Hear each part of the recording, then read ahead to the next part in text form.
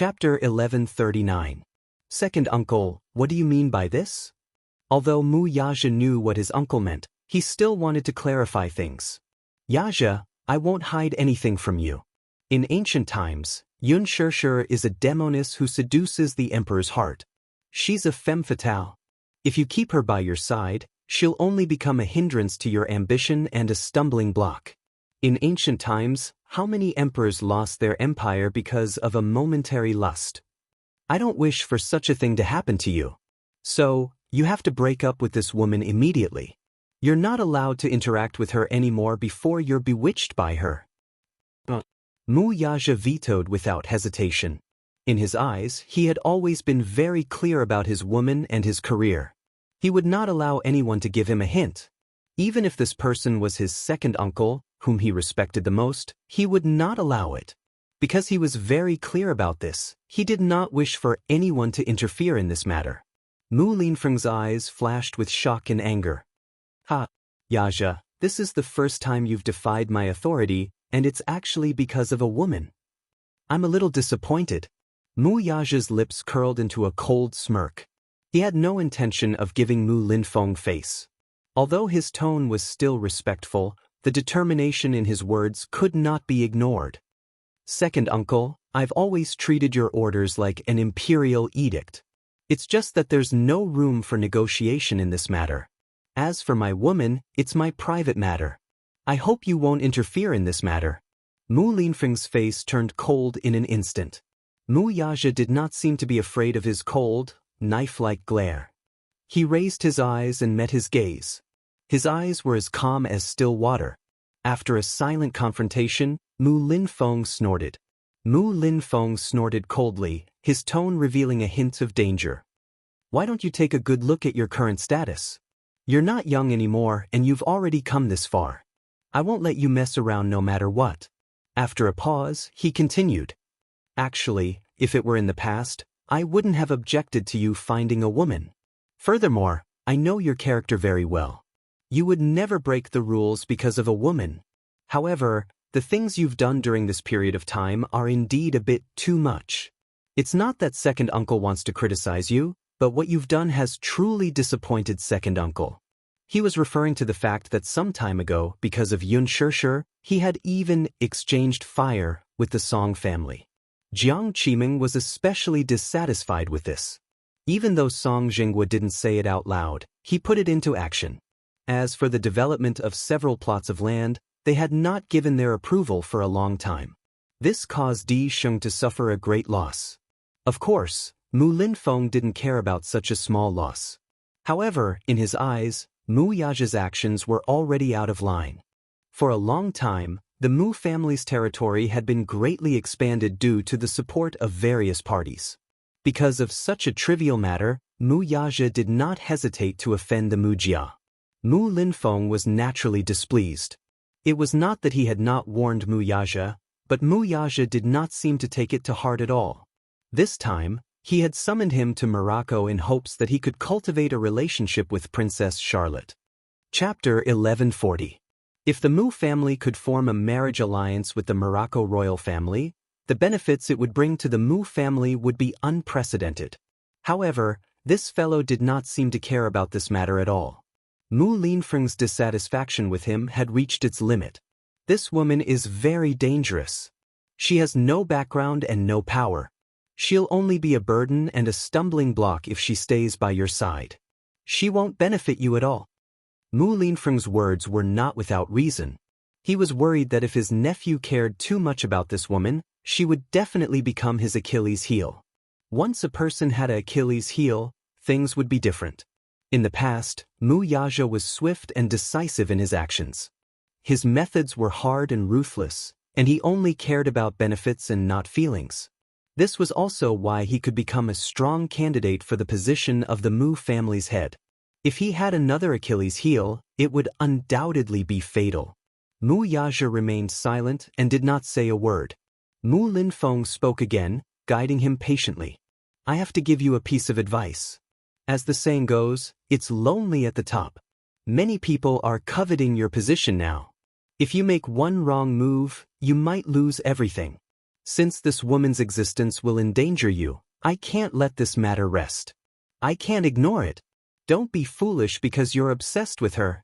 If you fall from such a high place, you'll be smashed to pieces. Mu Linfeng's tone was very heavy, but each word was like a gem. In just a few words, he had brought up the severity of the matter. Mu Yaja was momentarily speechless. Mu Linfeng was speaking from the perspective of his own interests. Every word and sentence had his own considerations. After all, it was just as the saying went, it's lonely at the top. The more one stood at the top, the more one could not have any Achilles heel, lest others take advantage of them. Mu Linfeng's words were very pertinent, but Mu Yaja did not dare to agree. However, in this situation, he had to leave some face for this senior of high status. Therefore, after a while, he said in a deep voice, "Second uncle, I know what I'm doing and what I'm doing." Mu Yaja's words were like a boulder that had been hanging in Mu Linfeng's heart. He laughed a few times and then said with satisfaction, "Hee hee. If you can say that, it means that you won't disappoint second uncle. Yaja, I have high hopes for you. Don't let second uncle down." Mu Yaja had just put down the newspaper when the servant rushed downstairs with his phone. "Chairman Mu, you have a missed call." The servant respectfully handed the phone to him. Mu Yaja unlocked the screen and saw that there were more than 10 missed calls. 3 of them were from Xiao Yichen. His expression couldn't help but become alert. It was not because of anything else but the fact that little Yichen rarely called her unless it was something important. Just as he was about to call back, he suddenly remembered the time difference in the country. It was still the middle of the night.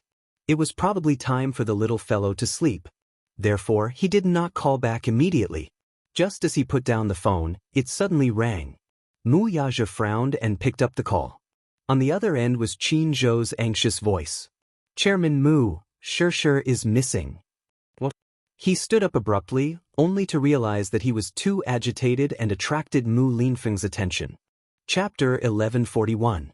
It said that someone from the military came and kidnapped her last night. As for her whereabouts, there's still no news. "Chairman Mu, where are you? Is it convenient for you to return?" Qin Zhou, who had always been calm, could not hide the anxiety in his voice. Mu Yaja's brows furrowed. Military. Mu Yaja's first suspicion was Mu Linfeng. However, on second thought, it was impossible. Mu Linfeng would not do such a thing. From a certain point of view, this second uncle respected him a lot. Even if he did not want any hidden dangers around him, he would not kidnap his woman without a word. "Have you sent someone to look for her?" "I have, but we haven't been able to find her." "Wait for me." Mu Yaja put down his phone and took his coat from the hanger. He ordered, "Arrange a flight, I'll return immediately." "What do you intend to do now that you're back?" Mu Linfeng suddenly raised his head with suspicion in his eyes. "Why are you in such a hurry? Did something happen?" "It's something important." "Don't tell me it has something to do with that woman?" Mu Linfeng asked suspiciously. Mu Yaja remained silent for a while, but he did not say anything. However, the moment Mu Linfeng glanced at him, he knew that his rush back had something to do with Yun Xianxia. "Hence," he said coldly, "you're not allowed to go back. There's an important banquet tomorrow, and you must attend it." "Second uncle, I'm sorry. I'm afraid I can't attend the banquet." "Sorry," Mu Yaja said as he walked to the door. "Stop right there." Mu Linfeng was livid as he slammed the table and stood up. Mu Yaja stopped in his tracks, but he did not turn around. However, his back stiffened. Mu Linfeng stood up abruptly and left the table. He walked behind him with a cold expression. "Yaja, this isn't like you. What do you want to do now that you're back?" "Second uncle, I'll give you a satisfactory explanation later, but I have to go back now." With that, Mu Yaja left in a hurry. Mu Linfeng stared fixedly at his back view. His eyes slowly narrowed as a dangerous glint flashed across them. This woman was indeed a scourge if she was left alive. Look at how his nephew was bewitched to the point where his soul left his body. The gloomy underground warehouse was damp and dusty. Yun Xianxia struggled to open her eyes. The pain seeped into her bones, and her entire heart was trembling. The slightest movement tugged at his wound, causing him to feel an intense pain. Accompanied by a hoarse gasp, in the darkness, a pair of frightened eyes suddenly opened. A beam of moonlight reflected into the eyes, and the pupils suddenly shrank and contracted violently. The incandescent lamp above his head kept swaying, but the surroundings were pitch black. Under the dim light, the lonely shadow pulled at one's heart, making one feel suffocated. After coming back to her senses from the nightmare, the shock in Xianxia's eyes gradually faded, and she slowly regained her focus. In the blink of an eye, her eyes became cold and calm. In the gloomy underground warehouse, there was a faint moldy smell. In the dim light, Xianxia's thick black hair draped messily over her shoulders, covering half of her delicate and pretty face. The ends of her hair seemed to be stained with red and sticky blood, and under the cold light, there seemed to be some bruises on her cheeks. Chapter 1142. In the dim light, Xianxia's thick, black hair draped messily over her shoulders, covering half of her delicate face. The ends of her hair seemed to be stained with red and sticky blood. Under the cold light, there seemed to be some bruises on her cheeks. Her brows were tightly knitted, and her eyes were tightly shut. There was a trickle of blood at the corner of her lips. She gritted her teeth, and her lips were slightly contorted as if she was trying hard to endure something. Xianxia carefully moved her limbs, but she could not move at all since she was tied up. She did not know if it was because she had been tied up for too long, but her entire body was in excruciating pain. Her whole body was so numb that she had lost all feeling. She tried to move her fingers, and a piercing pain made her suck in a breath of cold air. In her nervousness, she looked around with lingering fear, but when she saw the pool of dried blood at her feet, she felt a stab in her heart. Only then did she remember that what happened just now was not a nightmare at all, but that she was still in this terrifying purgatory with nowhere to run. "You're awake." In the darkness, a deep and weathered voice suddenly sounded. Xianxia opened her eyes and shifted her gaze. In the dim light, she saw a man. It was a middle-aged man. The middle-aged man was wearing a traditional Chinese suit. Sitting on a chair, he appeared to be in high spirits. However, perhaps due to his old age, his hair had already turned white.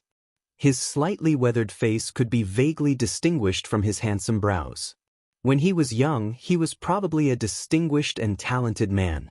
His eyes, however, were especially sharp like an eagle's. They were as sharp as an awl and had an extremely frightening gaze. His facial features were somewhat similar to Mu Yaja's. Could he be from the Mu family? This suspicion arose in her mind at first, but as she sized him up more closely, her suspicions were confirmed. The middle-aged man in front of her bore some resemblance to Mu Sheng's. Xianxia was startled, but she quickly calmed down. "Who are you?" "You don't need to know who I am." The middle-aged man gave her a sinister smile as he sized her up. Inwardly, he was a little surprised. This girl seemed to have quite the guts. If it were any other girl, they would have been scared out of their wits and tears would have flowed down their cheeks. However, at this moment, other than calmness and vigilance, there was not the slightest bit of fear on her face. It had to be said that this was an unusual woman. "You're not afraid of me?" Mu Lianjue could not help but ask, feeling that his authority was greatly reduced in front of her. "You're not a ghost, what's there to be afraid of?" "Even if it's a ghost, I'm not afraid." Xianxia was stubborn in her bones. How could she allow herself to show a trace of weakness in front of him? "Little girl, you're really extraordinary." Mu Lianjue chuckled again. Xianxia curled her lips coldly. "Mister, you seem to be a big shot. Let me ask you, did you kidnap me and bring me here? What is your purpose? I admit that I'm just a nobody, and I don't remember offending you at all, right? You didn't offend me at all. It's just that you have some value to me." Mu Lianjue raised a brow as he tapped the cane in his hand lightly on the ground, making a crisp sound. Chapter 1143. Alarmed, Xianxia asked suspiciously, "What are you trying to do?" Mu Lianjue slowly stood up and walked toward her. He held her face and sized her up for a while. Xianxia's hands were tied, so she could not resist at all. She could only glare at him fiercely with her cold eyes to express her repulsion. He caught sight of her stubborn and unyielding gaze and smiled. Young woman, you're really stubborn. You're from the Mu family, aren't you? Xianxia suddenly asked. Mu Lianjue's face froze and his lips stiffened before he blurted out, young lady, sometimes, knowing too much isn't necessarily a good thing. Xianxia's face, however, turned cold. Her pair of black and bright eyes suddenly shot out a cold glint. What are you saying? Now that I'm in your hands, what good can you expect from me? Sometimes, knowing when to give in is good for yourself. Given? That depends on the person. What's the point of caring about my attitude toward a wretched and vulgar person like you? Even Mu Lianjue was taken aback by her coldness and unyielding aura. He glared at her with a livid face. If looks could kill, her face would have been pierced through by his glare. Xianxia was not to be outdone, though. She spat at him. This was probably her only weapon now. She cursed under her breath. Get lost, get your dirty hands off me. Mu Lianjue closed his eyes, and a man beside him immediately took out a handkerchief to wipe his face. Following that, the man glared fiercely at Xianxia and was about to step forward aggressively. He clearly wanted to teach this arrogant woman a lesson. Mu Lianjue stopped him. Wait. The man was stunned for a moment before saying indignantly, Fourth Master? This woman spoke rudely to you, I'll teach her a lesson. Don't torture her. Just because she's tough doesn't mean that she's tough. Keep her alive, I still have use for her. With that, he turned around and ordered expressionlessly, send the photos to Disheng Financial Group. Remember, do it cleanly. Mu Lianjue was about to leave. Xianxia called out to him from behind. He paused in his steps and turned around. She narrowed her eyes. Don't tell me that you're trying to make use of me to usurp power? Oh? I didn't expect a young lady like you to be so smart. Mu Lianjue's lips curled into a sinister and bloodthirsty smile. Forgive me for being blunt. Xianxia cocked a brow and sneered. It's nighttime now. Don't daydream. Hee. Mu Lianjue chuckled, but there was anger in his eyes. Let's not talk about whether Mu Yaja will give up his right to inherit the Mu group for me. In my opinion, even if the Mu group is in the hands of an old man like you, without Mu Yaja, it's nothing but a wasteland. Mu Lianjue frowned. There was no need to hide the murderous look in his eyes. Soon, however, he regained his composure. As if he had heard a funny joke, he sneered. Whether the Mu group will be a wasteland in my hands or not, we'll talk about it when you're alive to see it. Chapter 1144. In other words, he intended to kill her. With that, he left with the help of his cane. The heavy shutter door slowly closed, isolating her from the world once more. Xianxia's eyelashes trembled slightly as she sucked in a deep breath of cold air. She did not know how many bones in her body were broken. The wound on her shoulder, which had been split open by the belt, was soaked in salt water. It was excruciating, as if countless poisonous insects were gnawing on it. Every moment, he was being tortured. However, every time she thought of Yu and Xiaoyichen's bright smiles, her will to live rose. She must live on and never give up on any hope.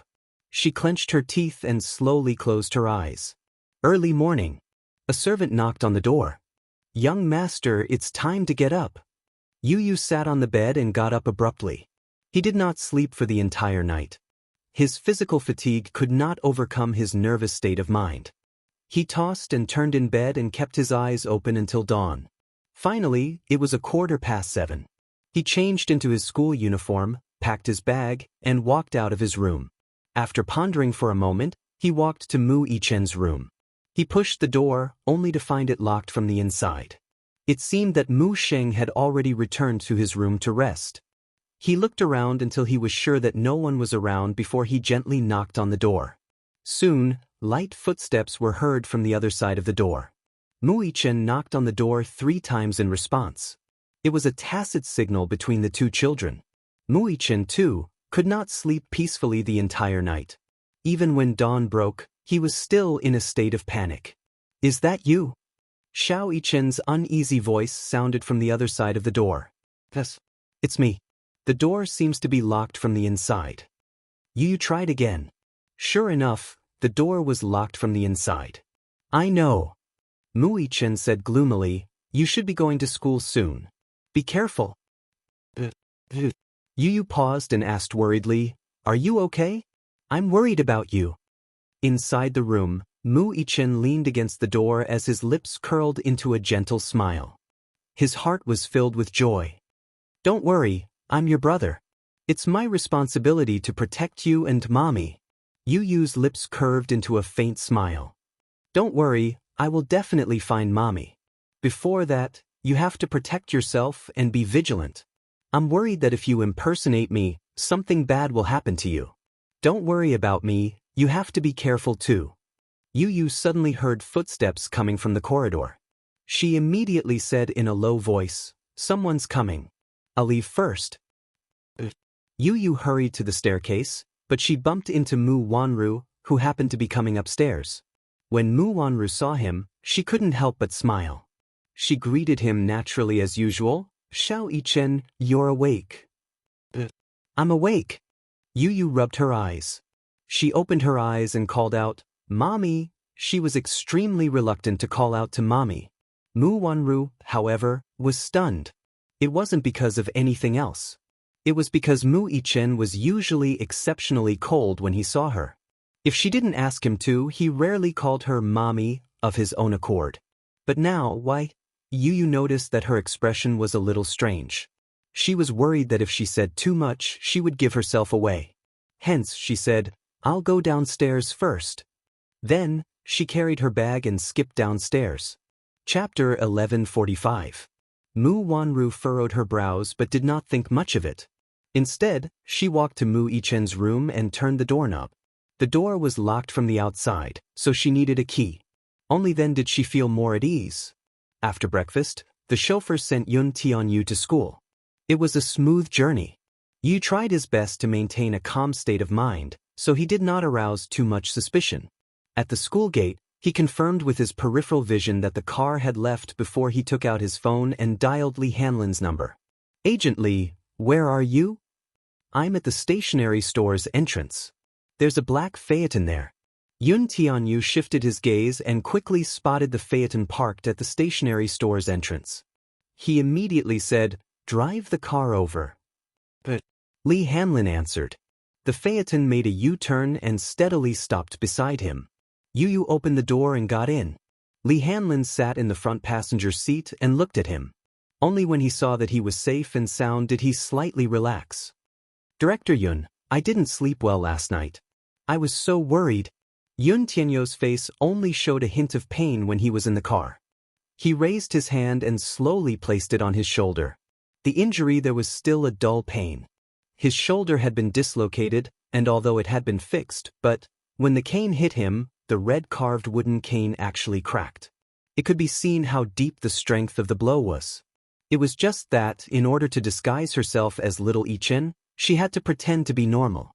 However, in reality, be it carrying her backpack or pushing the car door open, just the slightest movement of her arm would cause her pain to double. He had endured until now and was at his limit. Yu bit his lower lip as his face turned ghastly pale.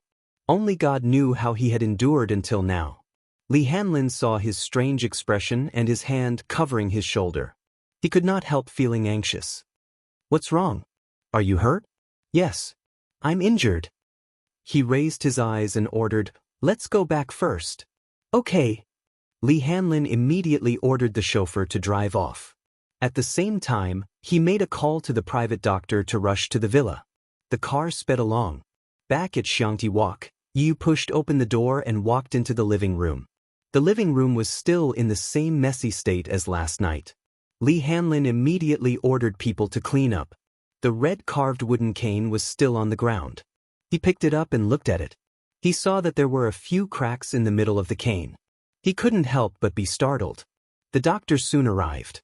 Yun Tianyu, who was sitting on the sofa, could no longer lift his shoulder. The doctor tore a hole in his shirt, revealing his shoulder, which was red and swollen. Heavens! Li Hanlin stood at the side and was stunned by the sight. Originally, the wound had been treated with medicine. However, Yu had stopped applying medicine to her wound since last night because she had changed her clothes. Of course, the consequences of stopping the medicine were quite direct and tragic. Initially, the wound was red and swollen with blood clots. The area where she was hit was swollen with numerous blood spots. It was very frightening.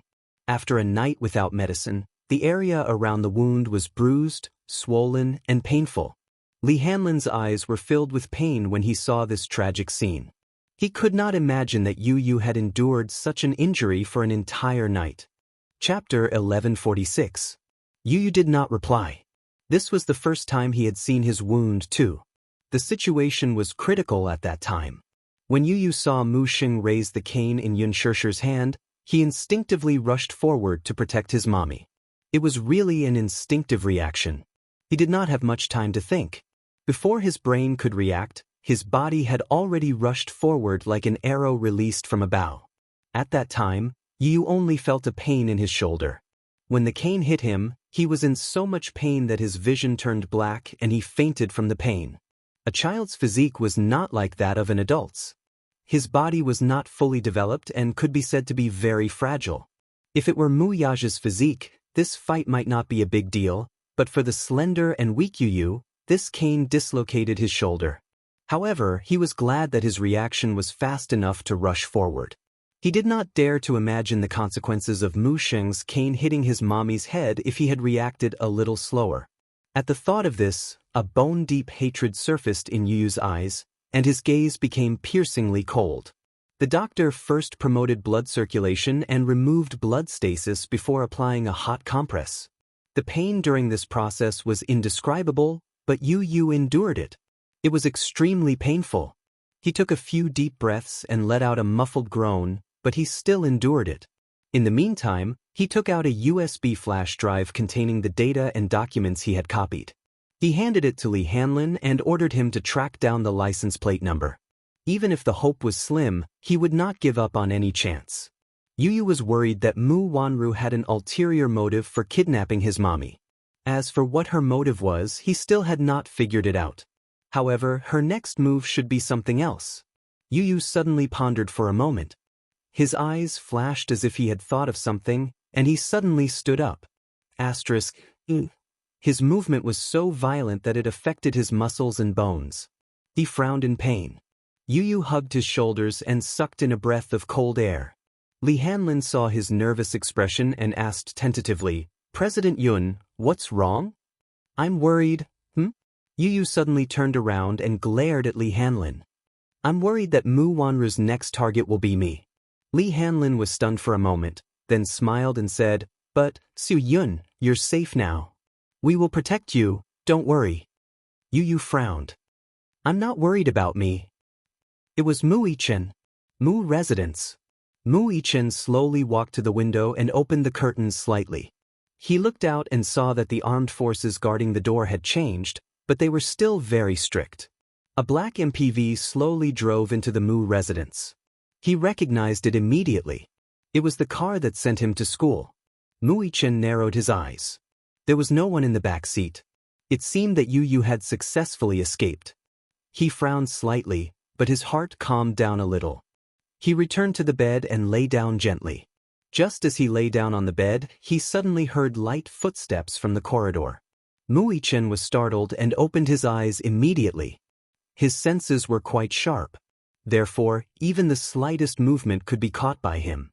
Chapter 1147. The door was suddenly opened by a servant, and Mu Wanru followed closely behind. She was dressed in a suit with a coat draped over her shoulders. She looked elegant and poised. She glanced at him from the corner of her eyes and casually ordered, "Everyone leave. Let me talk to this child alone." "Yes, young madam." The servant lowered her head and respectfully retreated from the room. Following the sound of the door closing, only the two of them were left in the room. Mu Yichen looked at her warily and involuntarily retreated slightly. It was not until his back was against the back of the bed that he raised his head to meet her eyes. Mu Wanru lowered her head to look at him as well. Of course, she did not know that the two little guys had unknowingly swapped identities and that the one sitting in front of her was Yun Tianyu. Thus, she walked to the bedside and sat down sideways. Her eyes slowly focused on him. Mu Yichen was not afraid of her scrutiny. Instead, he raised his head and met her gaze expressionlessly. Mu Wanru could not help feeling surprised. This little fellow was a little different from yesterday. Last night, when he looked at her, his eyes were filled with hatred and coldness as he avoided her gaze. Today, however, he did not avoid her gaze. Not only did he not avoid it, but he also met her gaze head-on. His eyes were like cold stars, and his gaze was like a torch. She inched closer to observe him from a close distance. She could not help marveling inwardly. These two little guys really looked alike. It was as if they were carved from the same mold. Even if she tried to discern them carefully, she could not tell who was who. They really looked alike. Mu Wanru's red lips curled up slightly as she slowly asked, "I heard that your name is Yun Tianyu? It's not your place to ask what my name is it?" Mu Yichen snorted, clearly not giving her any face. His cold reply, however, was within Mu Wanru's expectations. She smiled, her red lips slightly curled. It was a strange smile, but because of the cold curve of her lips, it added a sense of eeriness. "You little fellow, your face is so tender and cute, but your little mouth is so hard. You're just as despicable as your mother." Mu Yichen's eyes flashed with anger. For the first time in his life, he deeply understood what it meant to say that nothing good can come out of a dog's mouth. This woman was a typical example. A layer of coldness floated on his face. On his small face, a somewhat displeased sneer emerged. "Ha! Despicable? Who was the despicable one here? Why don't you take a good look at yourself? How dare you talk about my mommy like that? Bad woman." Mu Yichen was completely enraged. Before this, he still had some feelings for Mu Wanru. After all, they had been together for 7 years. Although their feelings were not strong, at least he still had some feelings for Mu Wanru. However, once his bottom line was crossed, he would not tolerate it. Mu Yichen also deeply understood that there were two sides to a person. What was on the surface and what was on the inside. If he had not swapped identities with Yu, he really would not have thought that Mu Wanru's true colors were so disgusting. For a moment, the last bit of affection he had for Mu Wanru was completely washed away, as if it had been attacked by a flood. Chapter 1148. In response to his words, Mu Wanru did not get angry. Instead, her red lips parted to reveal her white teeth. Mu Yichen saw this smile and found it extremely eerie. This involuntarily reminded him of a certain Disney animation where the supervillain had a vicious stepmother. When she smiled, it was also disgusting. What a hateful face. Mu Yichen sighed inwardly. While he was silently criticizing her, Mu Wanru spoke again. "I didn't expect you to be so protective of your mommy at such a young age. You're a filial child." Mu Yichen raised a brow. Her words were like looking at flowers in a fog. For a moment, he did not know what she was trying to say. However, she suddenly asked, "Do you want to see your mommy?" Hearing this, Mu Yichen's eyes narrowed and his voice deepened. "Where is she?" Mu Wanru smiled coldly with a smug and arrogant expression on her face. "You don't need to know where she is. If you want to meet her, I'll bring you there." Mu Yichen opened his mouth to speak but hesitated. His eyes slowly narrowed, and he could not help taking a few more glances at her. Of course, he wanted to go. Because he was worried about his mommy, he could not sleep the whole night. He tossed and turned in bed, not knowing her whereabouts. She said that she could bring him to meet her. Mu Yichen really wanted to go, even though he knew that Mu Wanru might have ulterior motives. After all, after seeing through Mu Wanru's true colors, he was keenly aware that her motive was not pure. Yu had previously warned him. When the car that sent him to school returned and he was not in it, it meant that he had safely escaped. Since he had escaped safely, there was no need for him to disguise himself as him. After all, in the current situation, restoring his identity was the safest option. Although the Mu residence was heavily guarded by the armed forces, their target was Yun Tianyu and not him. He was safe. However, Mu Wanru told him that she could take him to see mommy. Mu Yichen's heart stirred. He was somewhat shaken. He knew that his concern would cause him to panic, but his heart would not be at ease if he did not receive any news from his mommy. Mu Yichen pondered for a moment and suddenly looked at her suspiciously. His eyes were probing. Don't tell me you have some ulterior motive? What motive do you think I have for you? Mu Wanru smiled contemptuously. Don't worry, I'm just taking pity on you for protecting your eyes, so I'm bringing you to see your mommy. It's up to you whether you want to go or not.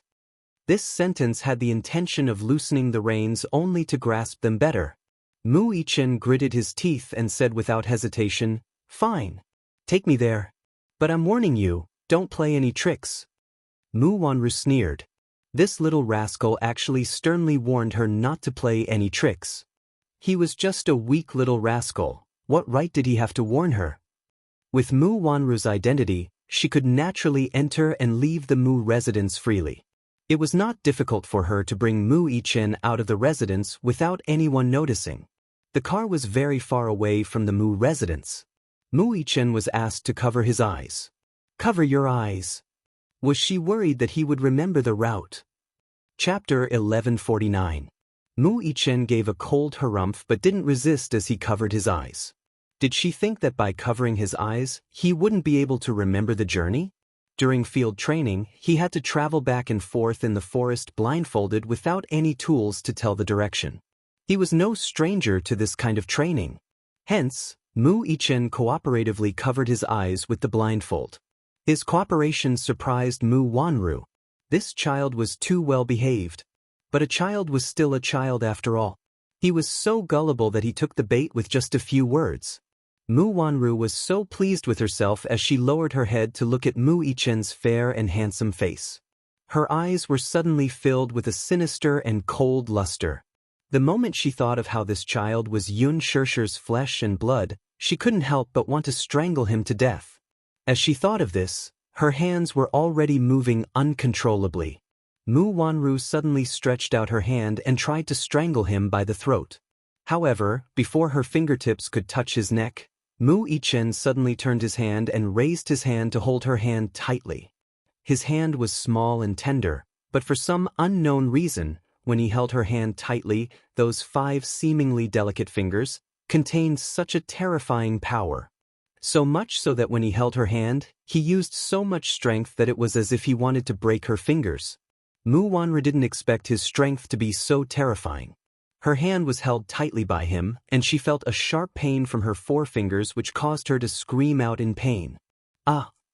Her scream alarmed the chauffeur and bodyguards in the front seat, and they all turned their heads around. They saw that Mu Yichen had subdued her in a few moves. With a grappling hand, he held both her hands behind her back and twisted her 10 fingers into a strange angle. The more she moved, the more pain she felt. Mu Wanru was in so much pain that she broke out in cold sweat. Mu Yichen coldly snorted and suddenly pulled off the black cloth covering his eyes. He coldly said, I remember that I warned you not to play any tricks. His voice was cold and deep, and his pair of beautiful black and white eyes revealed a bit of killing intent. Let go. Mu Yichen sneered and twisted the black silk cloth around her hand. The way he tied her up was a standard grappling technique. The knot was not a traditional dead knot. The more she struggled, the tighter the knot was. Mu Wanru shouted coldly, What are you waiting for? What are you waiting for? Just as she finished speaking, Mu Yichen was 1 step ahead of the bodyguard in the front passenger seat. The moment the bodyguard pulled out his gun, Mu Yichen reached out and snatched the gun away in half a second. With a flip of his hand, he held the gun in a reverse grip and quickly loaded it. The gun was ready for battle. Mu Yichen pressed the muzzle of the gun against Mu Wanru's temple. The cold and dark hole in the wall emitted a cold air. The moment the muzzle was pressed against Mu Wanru's forehead, her entire body stiffened. The bodyguard she hired was from an international security company. He was a professional with a strong physique and quick reflexes. In the blink of an eye, he actually let a child gain the upper hand. Furthermore, he was a weak 7-year-old child? Mu Wanru could not help but curse angrily, Trash! Are you trash? You can't even deal with a 7-year-old child. Chapter 1150. Mu Wanru ignored him and said angrily again, What are you waiting for? Do you need me to teach you what to do? However, the bodyguard didn't dare to make a move since the person was in Mu Yichen's hands.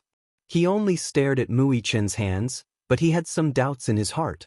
This child's hand gestures when holding a gun were so accurate. It was a little unusual. Mu Wanru saw that the bodyguard was still in a daze and couldn't help but say angrily, "What are you waiting for? Why aren't you taking the gun?" Mu Yichen sneered and glanced at the bodyguard from the corner of his eyes. It was as if he was trying to ask with his eyes, "Do you dare to take the gun from me?" Mu Wanru glanced at Mu Yichen from the corner of her eyes. She was certain that a 7-year-old child wouldn't dare to shoot and kill. With such a fearless thought, she urged again, "Why aren't you doing it? You're a good-for-nothing. Are you really worse than a 7-year-old child?" The bodyguard gritted his teeth and kept quiet for a while. Suddenly, he pounced on Mu Yichen. His movements were extremely fast. In the blink of an eye, his body was about to press down on Mu Yichen. However, Mu Yichen's reaction was faster than his. He lifted his leg and kicked at the bodyguard's chest. Such a big man with a strong physique was kicked back to his original position. He didn't waste any more time and raised his hand. Bang! A silenced gunshot rang out in the car. A bullet was shot at close range and penetrated the man's chest. The bullet then hit the windshield of the car and exploded into pieces.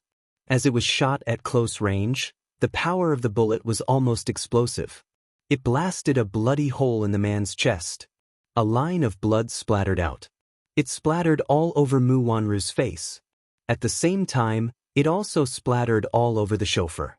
The chauffeur was petrified as if he had been struck by lightning. The car suddenly braked and stopped at the road junction. At that moment, the car had just passed through the downtown area. Because of the sudden braking, it stopped at the road junction in the suburbs. Along with the sound of engines, a passing truck whizzed past. Mu Wanru's head hit the back of the seat. After the car came to a steady stop, her body returned to its original position. Her entire face was in a state of extreme shock. His eyes bulged out of their sockets as if he couldn't believe what had just happened. This child, he actually opened fire. Moreover, he had killed a person right in front of her. The blood that splashed onto her face, still boiling hot, seemed to remind her of what had just happened. As for the person who was still alive and kicking just a moment ago, at this moment, he had already turned into a corpse that was gradually turning cold. Lying on the passenger seat, he didn't even have time to close his eyes. It was inexplicably miserable. Mu Wanru's red lips trembled as her eyes darted around frantically. Her eyelashes trembled violently. Hee. Mu Yichen's cold laughter suddenly rang in her ears. "You really think that I don't dare to shoot?" Mu Yichen asked coldly as he pressed the muzzle of the gun even tighter. Mu Wanru caught a glimpse of his finger on the trigger from the corner of her eye. She was so frightened that her entire body was trembling nonstop. Suddenly, she didn't dare to say a word. Mu Yichen stared at her coldly, his eyes cold. "Continue driving." Mu Yichen turned his head and ordered the chauffeur. Chapter 1151. He was just an ordinary chauffeur. He had never seen such a tragic scene. Beside him was a corpse. Now, he was scared out of his wits. "Drive." Mu Yichen ordered again. The chauffeur asked for Mu Wanru's opinion with a trembling voice. "Why, young madam, this? Listen to him. Drive." Mu Wanru wanted to live. Although she knew that this child would not necessarily kill her, it would be disadvantageous to her if this dragged on. The chauffeur naturally obeyed the order. He stepped on the accelerator and the car shot out like an arrow. Along the way, the car sped along, and the scenery outside the window flashed by in a flash. Mu Wanru's hands were tied and she was thrown to the side of the seat. Her whole body was curled up. Mu Yichen leaned against the back of the seat and played with the gun in his hand. To him, the cold gun in his hand was not a lethal weapon but an ordinary toy. Mu Wanru thought about it and found it very strange. According to the information she had gathered, Yun Tianyu had a weak body and could not possibly be so agile. Mu Wanru sized him up from the corner of her eyes carefully. After careful comparison, the child in front of her seemed to be taller and stronger than the real Yun Tianyu she saw last night. She suddenly recalled something. The child in front of her had such sharp reflexes and such a cold gaze, but it made her think of someone. Could it be Muichin? She was startled and silently uttered his name. Muichen's eyes darted around coldly. What's wrong? It's really you? Mu Wanru was so shocked that her face turned ghastly pale. She hated herself for her slow reaction and even more for her carelessness. She had known Muichen for 7 years, yet she had mistaken him for Yun Tianyu just because the two children had swapped clothes. Mu Wanru suddenly recalled Yun Tianyu's awkward greeting in front of her this morning. At that time, she had vaguely sensed that something was wrong, but she didn't think too much about it. It was probably because she subconsciously thought that 2 7-year-old children wouldn't be able to scheme to this extent. But now, he was deeply shocked by the quick-wittedness of the two children. How could ordinary children think of this? Mu Wanru gritted her teeth so hard that she almost crushed them. She hated herself for being careless. Muichen, however, thought coldly that if he had not swapped identities with Yun Tianyu, he would not be able to see this woman's true and ugly face. The car drove to Kongzhuang Bridge when the phone suddenly rang. It was from Mu Wanru's bag. Muichen opened her bag and took out her phone, only to see an unknown number on the screen. He frowned and cast a sidelong glance at her. Who's calling? Mu Wanru remained silent. Muichen twisted one of her fingers and broke it. The pain of the dislocated bone caused Mu Wanru to scream. The driver was startled by the sudden scream and broke out in a cold sweat. The car swerved slightly. Mu Wanru broke out in a cold sweat. It's probably fourth uncle. Answer it. Muichen put the phone to her ear and warned coldly, don't say anything else. Answer the call the way you should. Got it? But I'll remember it. Chapter 1152. Mu Wanru bit her red lip and hurriedly nodded. Why yes. Muichen swiped the screen to answer the call and turned on the speakerphone. How could he give Mu Wanru a chance to play tricks? He turned on the speakerphone right away. He wanted to hear what they had to say. Fourth uncle? Mu Lianjue's voice sounded from the other end. Where's the child? He's already in the car. I'm already on my way there. Mu Wanru's voice still carried a tinge of fear. Mu Lianjue, on the other hand, was sharp and alert. What's wrong with your voice? It sounds a little weird. Muichen pressed the muzzle of the gun against her acupoint and squeezed it a little. Mu Wanru resisted the urge to scream. She knew very well that if she screamed, even if Muichen did not kill her, he would definitely break a few of her bones. Thus, she tried her best to suppress the trembling in her voice and smiled. It's nothing.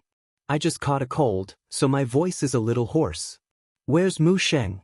Has he taken his medicine? I've already given it to him. Where is he now? In the bedroom. He. I heard that Muyazha is on his way back to the country. Everything is going according to my plan. Don't mess it up. Once I get the share transfer agreement, I won't forget to reward you. Mu Wanru's red lips parted, but at this moment, the smile on her face was as ugly as it could be. Her voice was also filled with indescribable bitterness. Hehe. Wanru thanks fourth uncle first. The call was quickly hung up. After hearing the entire call, Muichen's face turned colder. Did you do something to the great master's medicine? He suddenly spoke, but his voice was abruptly frosty. In an instant, the car seemed to be in an ice cellar. It was bone-chilling. Mu Wanru pursed her lips and nodded slightly in tacit agreement. Then, she tried her best to emphasize, I was also forced to do so. I don't want to hurt Grandpa. Do you think I'll believe you? Muichen loaded the gun and asked, What is your purpose? Speak. It's not me. No matter what your motive is, why did you kidnap my mommy? With the muzzle pressed down, Mu Wanru could even feel the cold air coming from the gun hole. She was so scared that she screamed, I'll talk. Speak. Mu Wanru licked her dry lips and told her everything about Mu Lianjue's plan. It turned out that Mu Lianjue's ambition was to take over the majority of the Mu Group's shares. Currently, he did not hold much of the company's shares, only 8%. Thus, even though he was a member of the Mu family, his seat and speaking rights on the board of directors were extremely weak. Hence, he became a little ambitious. He did not care for the position of the Mu family's head. What he wanted was the 70% shares in Mu Yaja's hands. 70%. Just think about it. Even if Mu Lianjue eventually became the head of the Mu family, Mu Yaja still held the majority of the shares in the huge Disheng Financial Group. In the end, the entire Disheng Financial Group was under Mu Yaja's control. Even if he became the head of the Mu family, he did not have much say in the company's business. Chapter 1153. Using Yun Shishir and Yun Tianyu to force Mu Yaja to hand over all his shares. This move could be said to be extremely ruthless. Alas, Mu Wanru still had a trick up her sleeve. She did not mention that even if Mu Yaja handed over his shares, Mu Lianjue might not let Yun Shishir and Yun Tianyu off. The mother and son's final outcome was a dead end. There was no room for negotiation. Mu Yichen turned pale with fright when he heard this. This game of chess was really well played. If he forced his father to hand over the Mu Group's shares, his father would fall to the bottom of the valley overnight and be smashed to pieces. This Mu Lianjue was truly a wolf with a terrifying ambition. Where is Mommy hidden? Mu Yichen pressed again. Mu Wanru shook her head. I don't know. Mu Yichen's eyes flashed with anger as he punched her in the face. You really don't know? Don't try to lie to me. Aren't you bringing me to Mommy now? Mu Wanru howled in pain. She was so frightened that tears fell from her eyes as she cried, I really don't know. That place is in the middle of nowhere. There's no name, and even the GPS can't locate it. It's a very remote place. I really can't tell where it is. Just as she finished speaking, she suddenly coughed and spat out a mouthful of blood. Mu Yichen's punch had actually broken a few of her front teeth. Mu Wanru was still in a state of shock as she stared at the few white teeth amidst the blood. Where did Mu Yichen get his strength from? Don't play tricks. Mu Yichen coldly said. Do you really think that I won't dare to shoot you? It's true. I'm really not lying to you. Even if you shoot me with bullets, I really don't know where that place is. At this point, do I still need to hide anything from you? Mu Yichen pursed his lips and sneered. He suddenly raised his wrist, activated the DPS tracking function on his watch, and sent a tracking message to Yun Tianyu's watch. The car sped along. His signal would be transmitted to Yun Tianyu's watch every 1 kilometer. Mu Yichen put away his gun. Mu Wanru heaved a sigh of relief when she saw his action. Just now, she was so frightened by him that she almost wet her pants. Mu Wanru wanted to cry but had no tears. She never thought that she would be defeated by a child. The car was still moving at a high speed. However, as time passed, the scene outside the window became more and more desolate. It seemed that this was a rather remote place. Mu Yichen looked at his watch. The GPS signal was getting weaker in the wilderness. Mu Wanru did not lie to him. In such a desolate area, even if he wanted to, it would be difficult for him to pinpoint the location accurately. 10 minutes later, the car stopped at a deserted place. Mu Yichen put the rope around Mu Wanru's neck and pulled her out of the car as if he were leading a dog. Mu Wanru suddenly felt a sharp pain in her neck. She felt strangled and suffocated as she rolled out of the car. Bring me there, Mu Yichen ordered. His height did not reach her chest, so Mu Wanru had to lower her body to cooperate with him as she carefully followed behind him. At this moment, she firmly believed that even if this boy did not have a gun, he could easily kill her. Chapter 1154.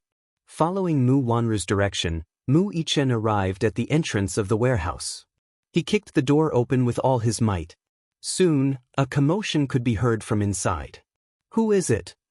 A man's questioning voice could be heard from inside. He didn't open the door for everyone who came. Mu Yichen tugged at the rope around Mu Wanru's neck. Mu Wanru cried out in pain and hurriedly shouted, It's me! Quickly open the door! Quickly! A series of noises could be heard from inside. The door to the warehouse slowly opened. Mu Yichen grabbed Mu Wanru and pressed the loaded gun in his hand against her forehead. Mu Wanru had undoubtedly become his hostage.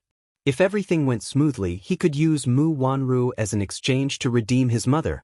Even though he knew that this move was a little dangerous, he was still very confident that he could bring his mother out of this unscathed.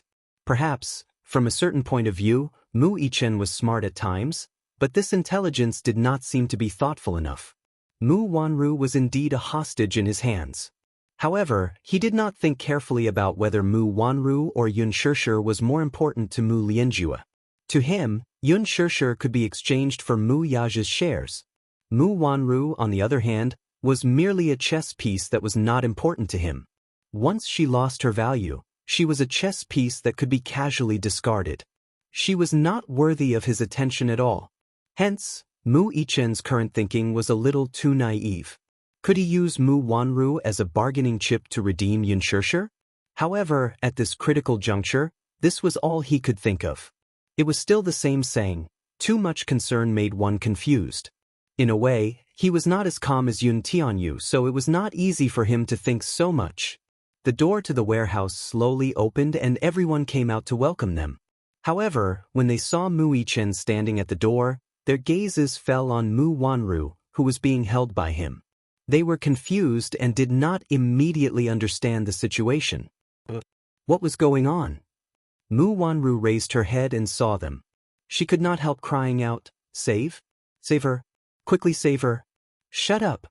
Mu Yichen turned his head and swept a glance at the group standing at the door. All of them were tall and muscular, especially the man who stood at the head of the group. He had a scar across his entire face, making him look ferocious and terrifying. He pursed his lips and asked coldly, "Where is she? Where did this little brat come from? He's still wet behind the ears. Look at him, he hasn't weaned yet, right? What is he up to now?" A man in the crowd sneered mercilessly. This person was none other than the man who had wanted to defile Yun Shishir that day. He looked at Mu Yichen with disdain as he sneered at him. However, before he could finish his words, Mu Yichen raised his hand and pulled the trigger. Along with the sound of a gunshot, a bullet pierced through the air, and in a split second, the bullet accurately hit his glabella. That man still had a contemptuous sneer on his face, but a bloody hole suddenly appeared between his brows. The back of his head exploded, and red and white blood splattered on the people beside him. After the bullet pierced his glabella, it hit a man behind him and penetrated his shoulder. Chapter 1155. Mu Yichen was holding a desert eagle in his hand. It was very powerful and had a considerable lethality. The sound of a gunshot left everyone dumbfounded. The man who was shot between the eyebrows fell to the ground weakly and stopped breathing. Circles of blood rippled out, but it was real and dazzling. Everyone was inexplicably shocked. Who would have thought that a 7-year-old child could raise his hand and shoot so accurately and hit someone between the eyebrows? His shooting skills were so outstanding. Such terrifying shooting skills could only be achieved by adults who had received professional training. How did this child do it? While admiring Mu Yichen's outstanding shooting skills, the leader of the knife-scarred men looked carefully again and saw Mu Yichen holding Mu Wanru. He narrowed his eyes and recognized this woman who had been ravaged beyond recognition. She was half his master, and a trace of nervousness appeared on his face. "Where is she?" Mu Yichen raised his arrogant chin slightly and signaled to them with a pair of cold eyes. His thin lips opened slightly and a cold voice escaped. "Take me to see her." "See who?" The knife-scarred man was stunned. Perhaps it was hard to imagine such a strange scene in front of him at this moment. A 7-year-old child holding an adult woman in his hands and pointing a gun at her. He was mature and steady, but it was not like a child of this age at all. Mu Yichen was too lazy to talk to them. The muzzle of the gun was pressed against Mu Wanru's temple. Such a threatening action, but Mu Wanru was not happy with it. She was so scared that her legs were trembling. She hurriedly shouted, "Take him to see Yun Shishir." "Why aren't you taking him to see her?" The knife-scarred man's eyes revealed a hint of danger, but he had no intention of dodging. "What? Are you resisting me?" Mu Yichen's eyes were also cold. He was not afraid of His Majesty at all and asked coldly.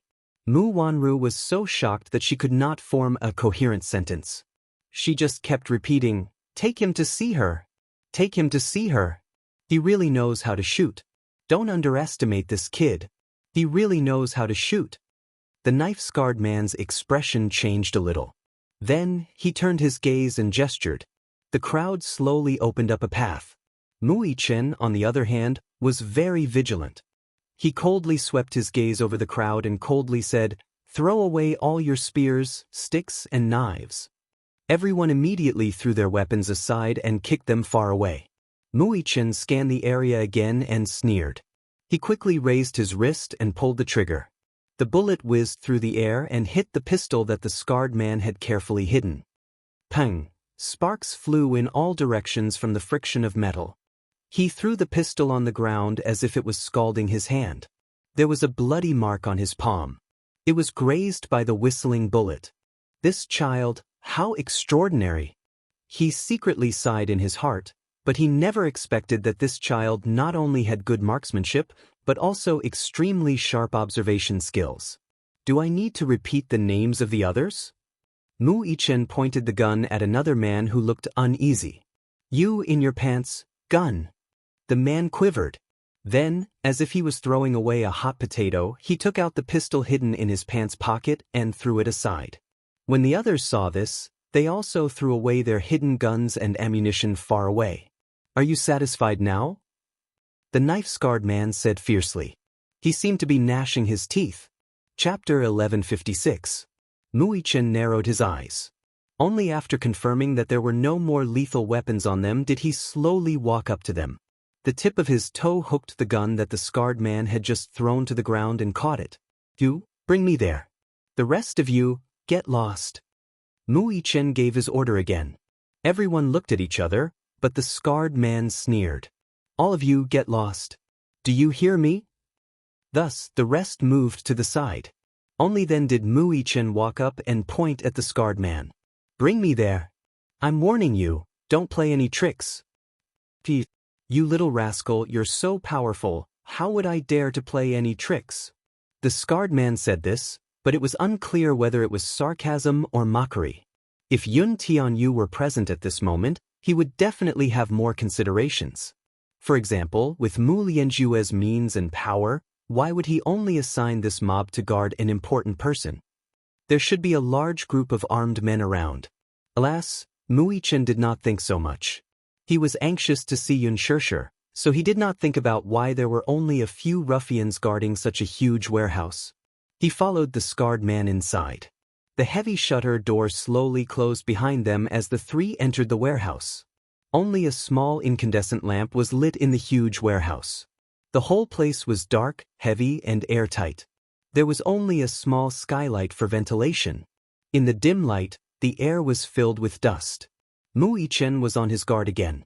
He held Mu Wanru tightly in his hand as he cautiously surveyed his surroundings. The scarred man led him to a metal cage. Mu Yichen's eyes landed on the woman in the cell as he stopped in his tracks. Xianxia was curled up in a corner. Her white dress was stained with mottled bloodstains, which bloomed like a conspicuous and glaring thistle. Some of the bloodstains looked fresh and bright red. Some of the bloodstains were dark. At this moment, her originally jet-black hair hung messily on her shoulders, like seaweed mixed with sand. Her originally fair and flawless face was mixed with blood and salt water, and her wet bangs clung to her cheeks, making her look battered and exhausted. Her hands were chained to the cage, and it was difficult for her to break free. However, her slender arms were so weak and boneless that they seemed to be about to be broken the next moment. Beside the cell stood two soldiers in military uniforms. They were fully armed, and their expressions were cold and stern. They stood upright. Mu Yichen's dark pupils violently when he saw this scene. Anger flashed across his face as he raised his gun, grabbed Mu Wanru's hair, and pointed it at her eyebrows. "Is it you? Are you the one who tortured her?" Mu Wanru's face was filled with horror as she hurriedly cried for help. Help! Help! Shut up! Mu Yichen shoved the gun muzzle into her mouth and loaded it. "Otherwise, I'll break your mouth." Mu Wanru turned pale with fright. With the muzzle in his mouth, when he loaded the gun, every tiny sound made by the gun made her hair stand on end. Chapter 1157. She didn't want to die. Mu Wanru screamed in despair in her heart. Her eyes were wide open, and large drops of tears fell from her eyes. Her pitiful look triggered the disgust in his heart. Mu Yichen pressed the gun against her throat fiercely. His eyes were bloodshot as he held the trigger tightly while he ate. "What did you do to my mommy? What did you do to her?" He was like an injured little beast, roaring in her ears. Mu Wanru was terrified and didn't dare to move. She could only open her eyes and make intermittent sounds. "No. Ugh, don't kill her. She didn't want to die. She really didn't want to die. Let her go." Mu Yichen raised his head. His eyes were bloodshot, and his lips curled into a cold smile. "Let my mommy go." The scar-faced man was indifferent and looked at him coldly. Mu Yichen's heart stopped. "What? I told you to let her go. Didn't you hear me?" "I heard you, but I can't do it," the scar-faced man said coldly. "Her life is still in my hands." Mu Yichen grabbed Mu Wanru's hair and signaled with his eyes. "How about we make a deal?" "This deal is not worth it." The scar-faced man snorted. "I didn't expect you to come knocking on our door. It saves us the effort of tying you up." "What do you mean?" The scar-faced man laughed deeply and then clapped his hands lightly. Soon, the lights in the warehouse lit up. As the lights lit up, the darkness retreated. In the warehouse, more than 10 armed forces were exposed under the lights. Every one of them was fully armed and looked alert. Mu Yichen's eyes swept across the room, only to be stunned. Just from their attire, he could tell that these soldiers were from the special training camp. Their combat power was definitely not to be underestimated. The scar-faced man sneered. "Ha! Do you think you can walk out of here unscathed? A child is a child after all, extremely naive." Mu Yichen gritted his teeth. His eyes seemed to be dyed with blood. Because of his suppressed anger, his entire body was trembling. The knife-scarred man looked at his face with satisfaction and smiled slightly. His gaze then fell on Mu Wanru and he said bluntly, "As for the woman in your hands, you can kill her or torture her as you wish. In any case, it's impossible for us to release him." Mu Yichen sucked in a deep breath of cold air as his furious gaze landed on Mu Wanru's face. He was disappointed in her and hated her to the core. Even though he wasn't related to this woman by blood, he still had some feelings for her. At this moment, his heart was filled with mixed feelings. Over the past 7 years, the pain and regret of acknowledging a thief as his mother, coupled with the pain and injuries his mother suffered, made his heart surge with indescribable pain. How hateful! He wished he could shoot her to death. Mu Yichen pressed the muzzle of the gun against her forehead and was about to pull the trigger when Mu Wanru screamed and cried, "Don't kill me! Don't kill me! Xiao Yichen, do you really have the heart to kill me?" Chapter 1158. "Don't!" Mu Wanru screamed again. Her shrill voice reverberated in the warehouse. Mu Yichen's lips were cold, but his fingers were trembling on the trigger. Mu Wanru put down her pride and begged, "Don't kill me! I'm your mommy." "I'm your mommy?" Mu Yichen shouted. "Shut up! You're not my mommy." Mu Wanru's face froze for a moment before her lips curled into a bitter smile. "Sir, you're not my biological child. But do you know why? It's because Mu Yaja lied to me. Your daddy lied to me and said that I'm infertile. He lied to me so bitterly, that's why I hate him so much. That's not an excuse for you to hurt my mommy. Listen to me. Listen to me." Mu Wanru tried to calm him down and said in a gentle voice, "Xiao Yichen, don't you remember? When you were born, I was the one who held you in my arms. Not her." Mu Yichen was stunned, and his eyes flickered. Mu Wanru saw a hint of wavering in his eyes and was secretly delighted. She put on a pitiful look and said tearfully, "When you first learned how to walk, you always fell down. You've been very resilient since you were young. Even if it hurts, you won't cry and will hold back your tears. I was the one who held you in my arms and comforted you over and over again. Have you forgotten?" He never forgot. He had a conscience, so he admitted that although Mu Wanru didn't treat him like her own, she took good care of him. "When your daddy sent you to the special training camp, I always stood up and objected. It was because I couldn't bear to see you suffer and get hurt. Every time I saw you come back with injuries, I would cry. Have you forgotten?" Mu Yichen shut his eyes abruptly, but he quickly opened them again. There were some emotions struggling in his eyes. You were just putting on a show. Shut up. Stop talking. Good. Even if it's just a show. Mu Wanru paused for a moment before continuing her persuasion. Even if Mu Lianjue instructed me to kidnap you and force Mu Yaja to give up the Mu Group's shares, I still couldn't bear to do it to you despite having so many opportunities. Was this also a show? In order to protect you, I didn't hesitate to offend. Shut up. Although we aren't related by blood, I really have feelings for you. Don't you? You don't have it? Shut up. Mu Yichen was on the verge of collapse, and his expression was one of struggle. Mu Wanru saw the opportunity and suddenly broke free from his grip. She turned around and ran towards the scarred man in a sorry state. Bang! A gunshot rang out. Mu Yichen subconsciously raised his wrist and fired a shot at her. No matter how Mu Wanru played the family card and begged him to be merciful, he subconsciously realized that if he didn't get rid of her, who knew what kind of harm his mother would suffer if she fell into her hands again. He subconsciously fired a shot at her. However, because he was distracted, he did not aim properly. The bullet whizzed through the air and penetrated her abdomen. Seeing this, Mu Yichen gritted his teeth and raised his hand again. He aimed at the back of her head, wanting to give her another shot. Stop! The scar-faced man shouted coldly as he stood in front of Mu Wanru. Chapter 1159. Mu Yichen sneered. He was not at all afraid of the crisis before him. The scar-faced man, however, signaled him with his cold eyes. Mu Yichen looked in the direction he was hinting and saw two soldiers walking toward the cell. They raised their pistols and aimed them at Yun Shirshir's temple. She, who was unconscious, did not know what kind of danger she was in. Her head was still lowered, and she did not feel anything. Put down the gun. Mu Yichen's hand, which was holding the pistol, trembled violently. His eyes were bloodshot, and his whole body was shaking uncontrollably. Put down the gun. I have no patience.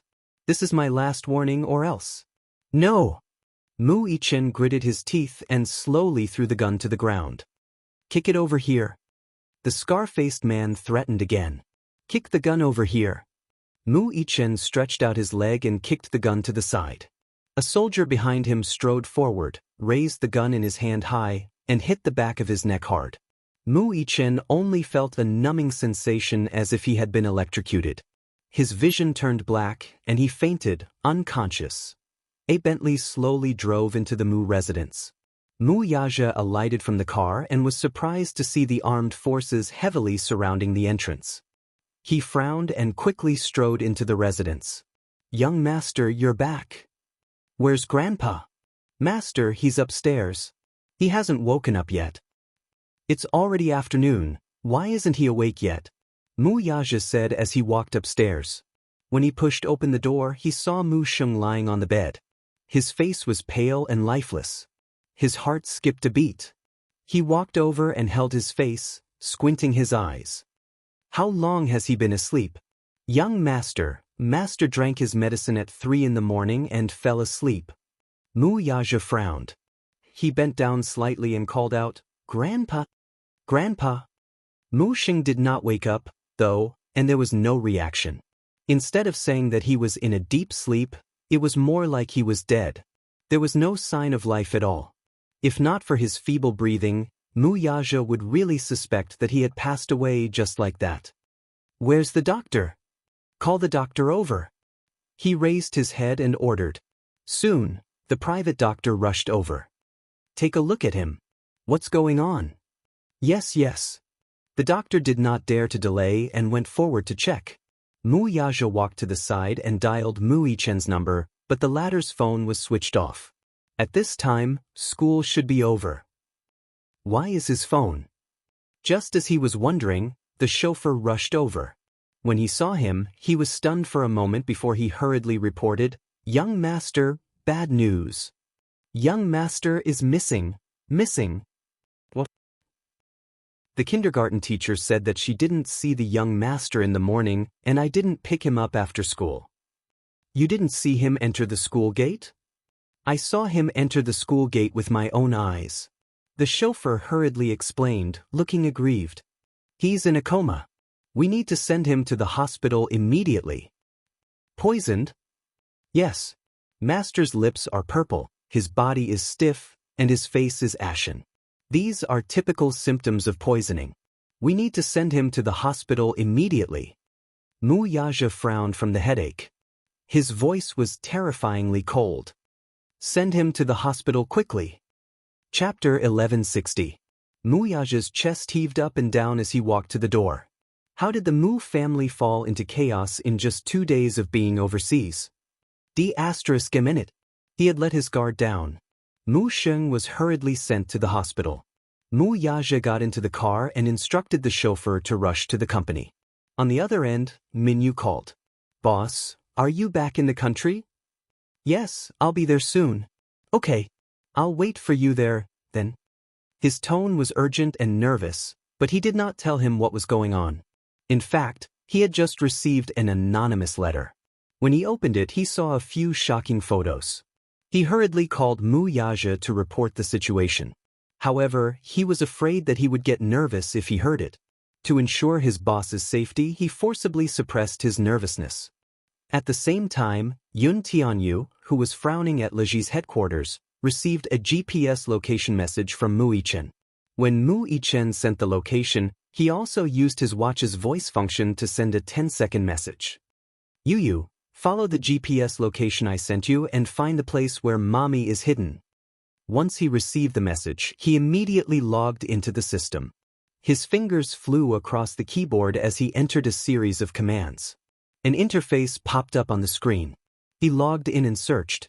The GPS initially had a strong signal, but when he reached the Kangzhuang Bridge, the signal became intermittent and gradually became unclear.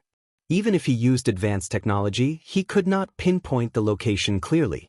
Fortunately, Mu Yichen sent him the car plate number in addition to the GPS location.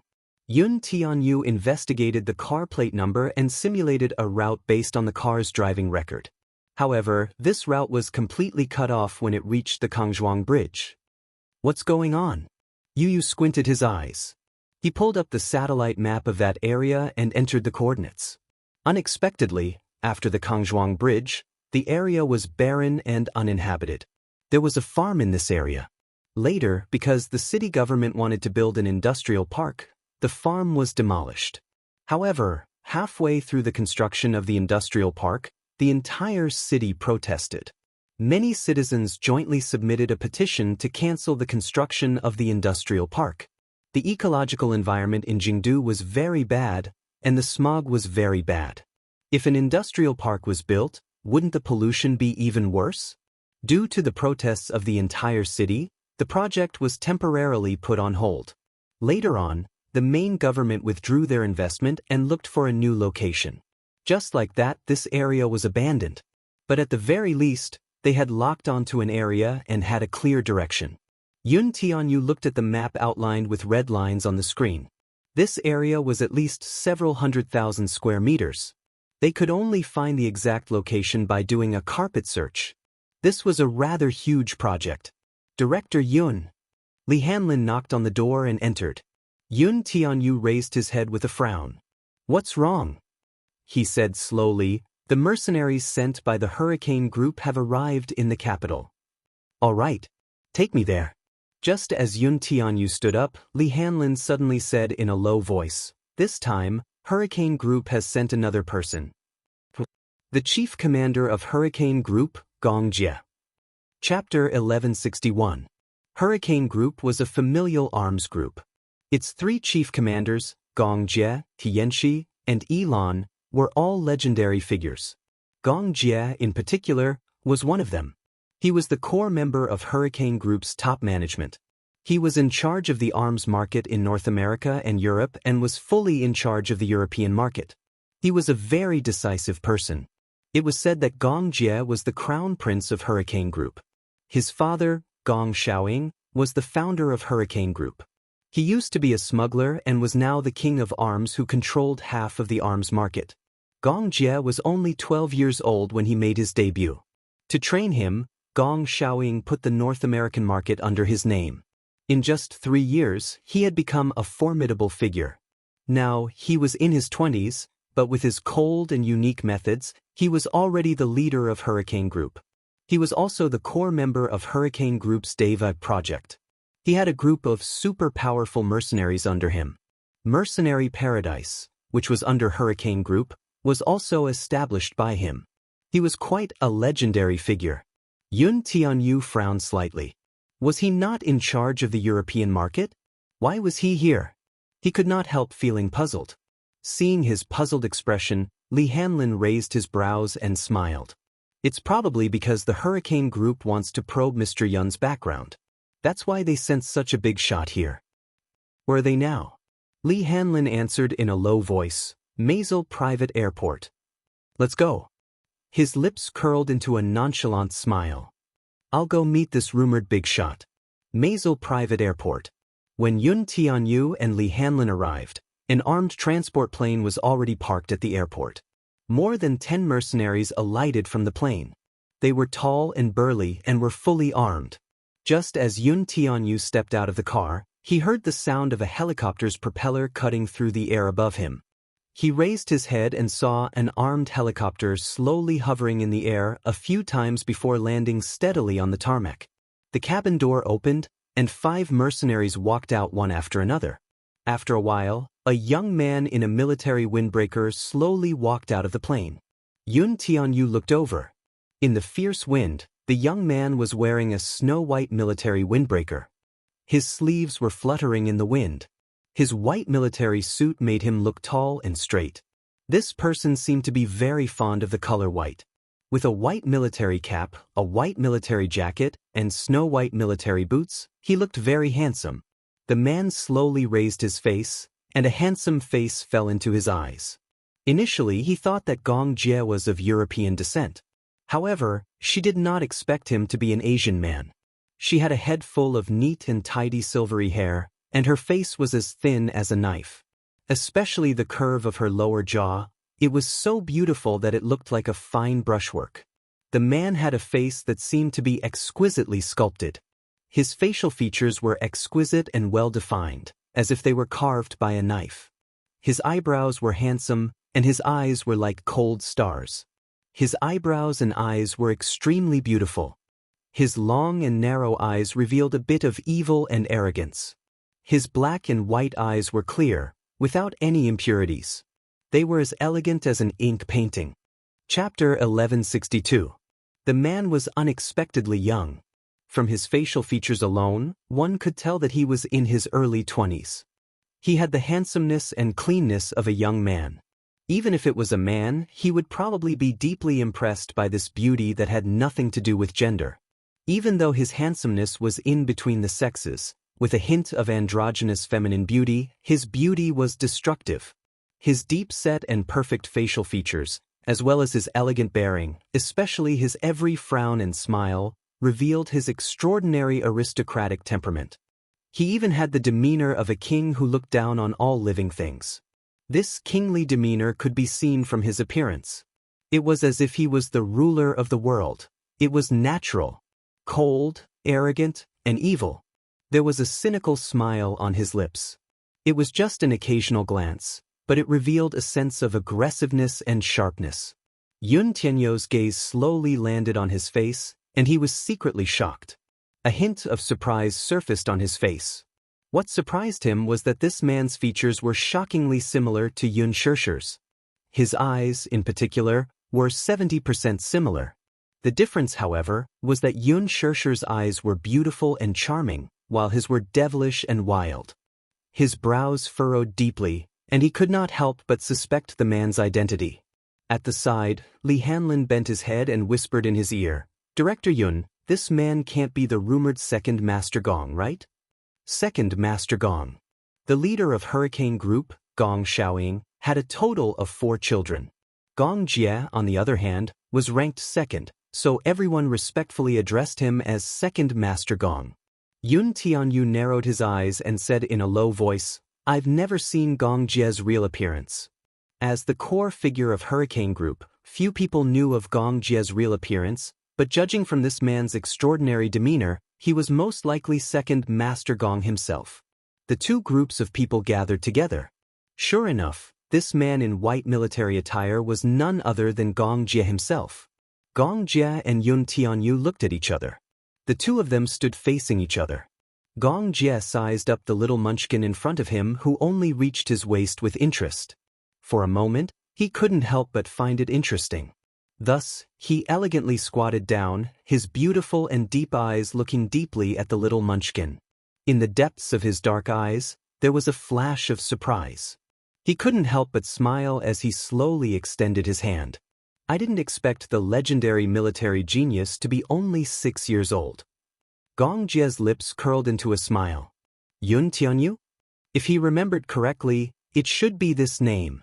Recently, Gong Jie had been handling a batch of arms orders in the North American market. However, he received news from the headquarters that the legendary genius youth was going to officially join the Hurricane Group. Therefore, he conveniently came to pay his respects to him. Who exactly was this genius who was rumored to have been invited to participate in the development of the Heavenly Eye project at the age of 6? However, when he saw it with his own eyes, the genius who participated in the Hurricane Group's Heavenly Eye development plan and proposed to monopolize the military by controlling the air power was really only 6 years old. It was really an eye-opener for him. Yun Tianyu's eyes drooped slightly as they fell on Gong Jie's outstretched hand. His fingers were fair and slender, and his fingertips were as beautiful as jade. He slowly reached out his hand and shook it with him. Yu raised his eyes and smiled elegantly. I didn't expect the rumored chief commander of Hurricane Group to be so young. However, I have to remind you of something. Chapter 1163. I've already passed my 7th birthday, Yu corrected. So, strictly speaking, I'm already 7 years old. Gong Jie was speechless. This lad. He even knew how to have a dry sense of humor. Yun Tianyu and Gong Jie shook hands and sized each other up at the same time. Gong Jie's gaze was a little judgmental. Yun Tianyu's eyes were probing as well. Looking at his face up close, Yu was even more shocked. Why did this man look so much like his mommy? If he were to put aside his attire and hairstyle, he could not help thinking that his mommy was standing right in front of him. Similar. They really looked alike. It was hard not to make a connection between him and his mommy. Gong Jie was also secretly sizing up the little lad. The child in front of him stood elegantly in a small suit with a windbreaker draped over his shoulders. He looked even more handsome and exquisite. His small face, in particular, was tender, fair, and delicate. His facial features were beautiful, and his eyebrows were set with a maturity that was rare even for an adult man. What was even more remarkable was that this 7-year-old child did not feel oppressed by his aura even though he was standing in front of him. It was as if he was born with an extraordinary elegance and nobility. Even when he looked into his eyes, there was not a hint of timidity in his eyes. He was not simple. It was hard to imagine that this child, whose voice was tinged with immaturity, could actually come up with such a shocking air superiority theory. Could it be that children nowadays were all so valiant? Gong Jie silently cursed in his heart. Could this child be a genetically mutated species? For the past 2 years, Hurricane Group had been trying its best to invite Yun Tianyu to officially join them. However, the response he gave was always ambiguous and not accurate. Now, however, Yun Tianyu's sudden decision to officially join Hurricane Group came as a surprise. I heard that you've decided to officially join Hurricane Group? Yes. Yu looked up. I've decided to officially join Hurricane Group. He wanted to become stronger. He was so powerful that everyone feared his existence. So strong that he had incomparably terrifying power. Only then could he better protect the people he wanted to protect. Yu's eyes were filled with determination. Gong Jie smiled and held his hand even tighter. His clear and deep voice slowly escaped from his thin lips. In that case, on behalf of the Hurricane Group, I officially welcome you to join us. Standing at the side, Li Hanlin's gaze fell on the tightly intertwined hands of Yun Tianyu and Gong Jie. At this moment, he suddenly had an indescribable intuition. His intuition told him that Yun Tianyu would create an era for him once he joined Hurricane. An era that belonged to Yun Tianyu. Although this child was still young, his body seemed to contain endless energy. He believed that the future Hurricane Group would belong to him. Dishing Financial Group. Mu Yaja walked all the way into the CEO's office. As he walked, a terrifying and gloomy aura overflowed from his body. The staff at the side retreated one after another, intimidated by his aura. In the CEO's office, Minyu had been waiting for a long time with a nervous and anxious look. Mu Yaja casually threw his jacket on the sofa and glanced at him with furrowed brows. "What's that in your hand?" The moment he entered the room, he keenly noticed a stack of envelopes in Minyu's hand. He could not help feeling suspicious. Chapter 1164. Mu Yaja took the envelope and opened it. A few photos fell out of the envelope. He picked up the photo and glanced at it. His eyes were instantly dyed with a bit of gloominess, and his brows were tightly knitted together. In the photo, there was a woman with her arms hung high in the air with chains. On his wrist, the bloodstain caused by the tight grip was particularly eye-catching. The background was a dark warehouse. With the flash, he could vaguely see the dust flying in the air. Xianxia's face was stained with blood. She was clenching her teeth stubbornly. He could imagine how miserable she was from the bloodstains on her body. However, he couldn't imagine what she had gone through. Perhaps it was a scene that he didn't dare to imagine. Mu Yaja sucked in a deep breath of cold air and gripped the photo tightly. His eyes were as dark as a black fog. When his gaze landed on Xianxia's white dress, which was stained with blood, in the photo his eyes turned even redder. "Who sent this photo over?" He looked up and stared at Minyu coldly. Even Minyu, who had always been by his side and was used to his terrifying aura, was shocked by his gaze. "Boss, this letter was sent by a courier." Minyu paused for a moment and continued, "We have the person under control.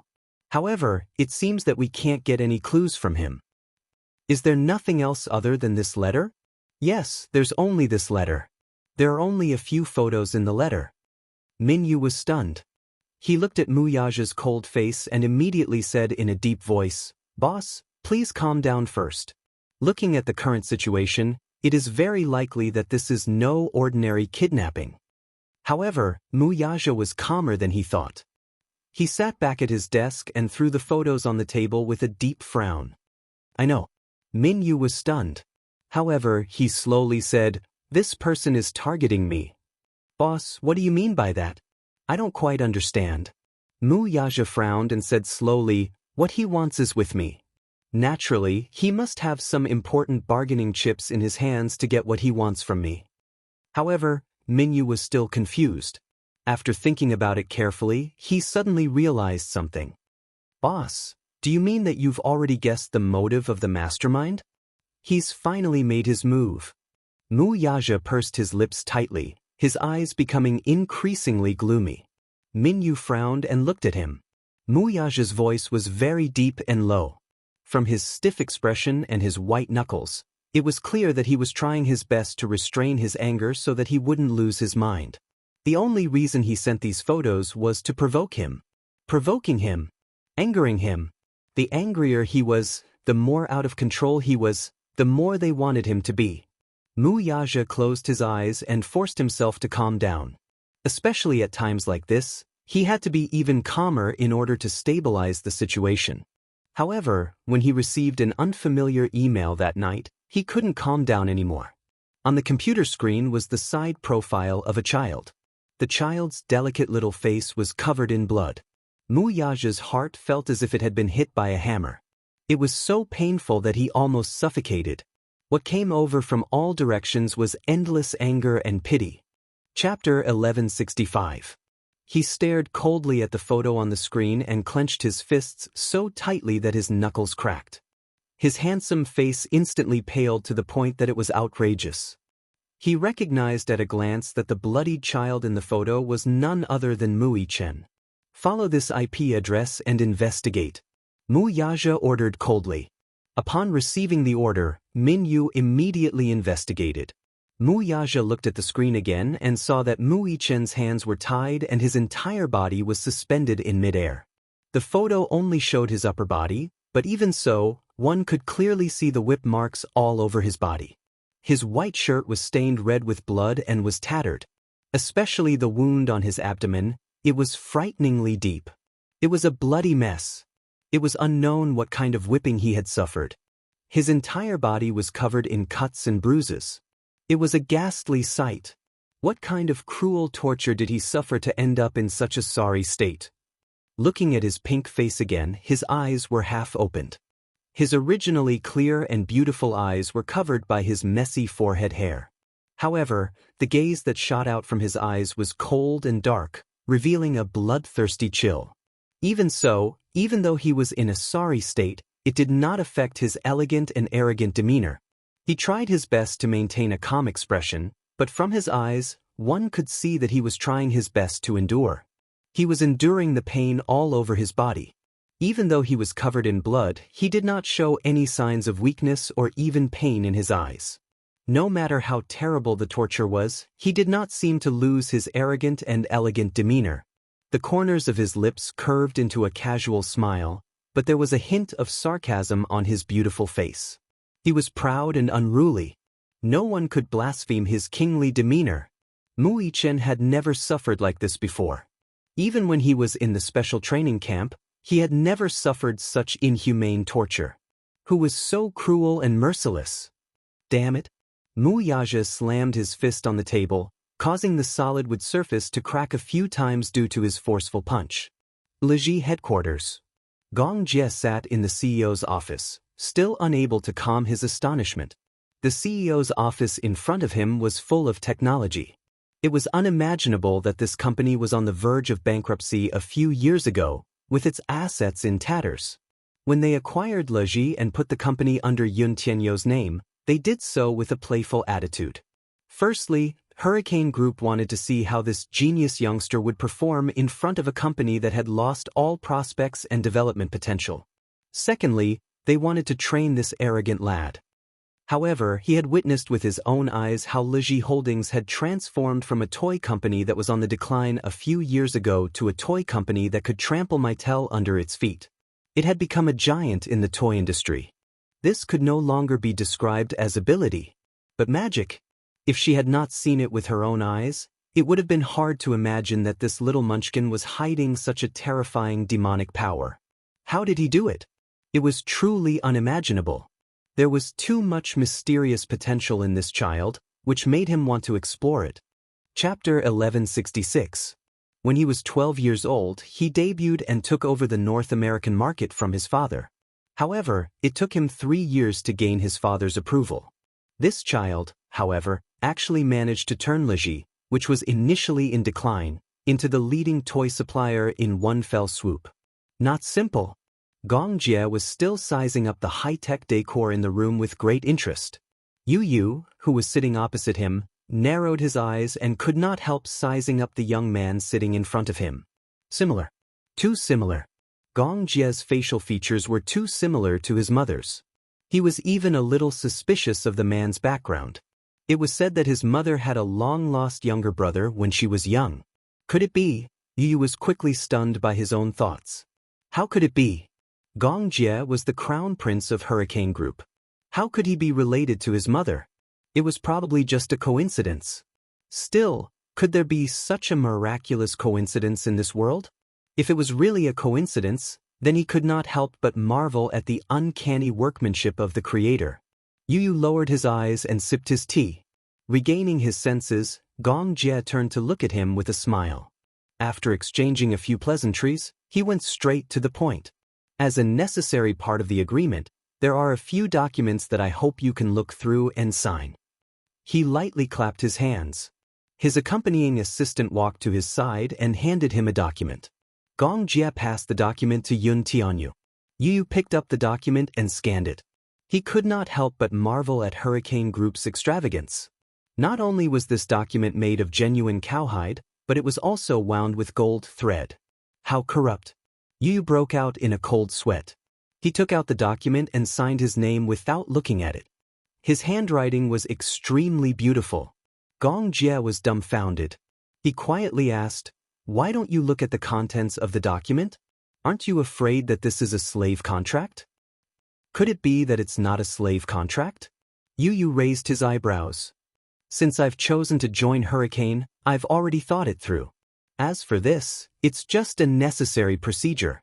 Is there a need to look at it? Gong Jie was startled for a moment before he smiled. You are indeed worthy of being valued by my father. Yu Yu's wisdom and maturity were an eye-opener for him. After putting away the signed documents, Gong Jie slowly said, "From now on, you are officially a member of the Hurricane Group. In addition to fulfilling the conditions promised to you, my father also specially assigned someone to you." Gong Jie snapped his fingers. The door opened.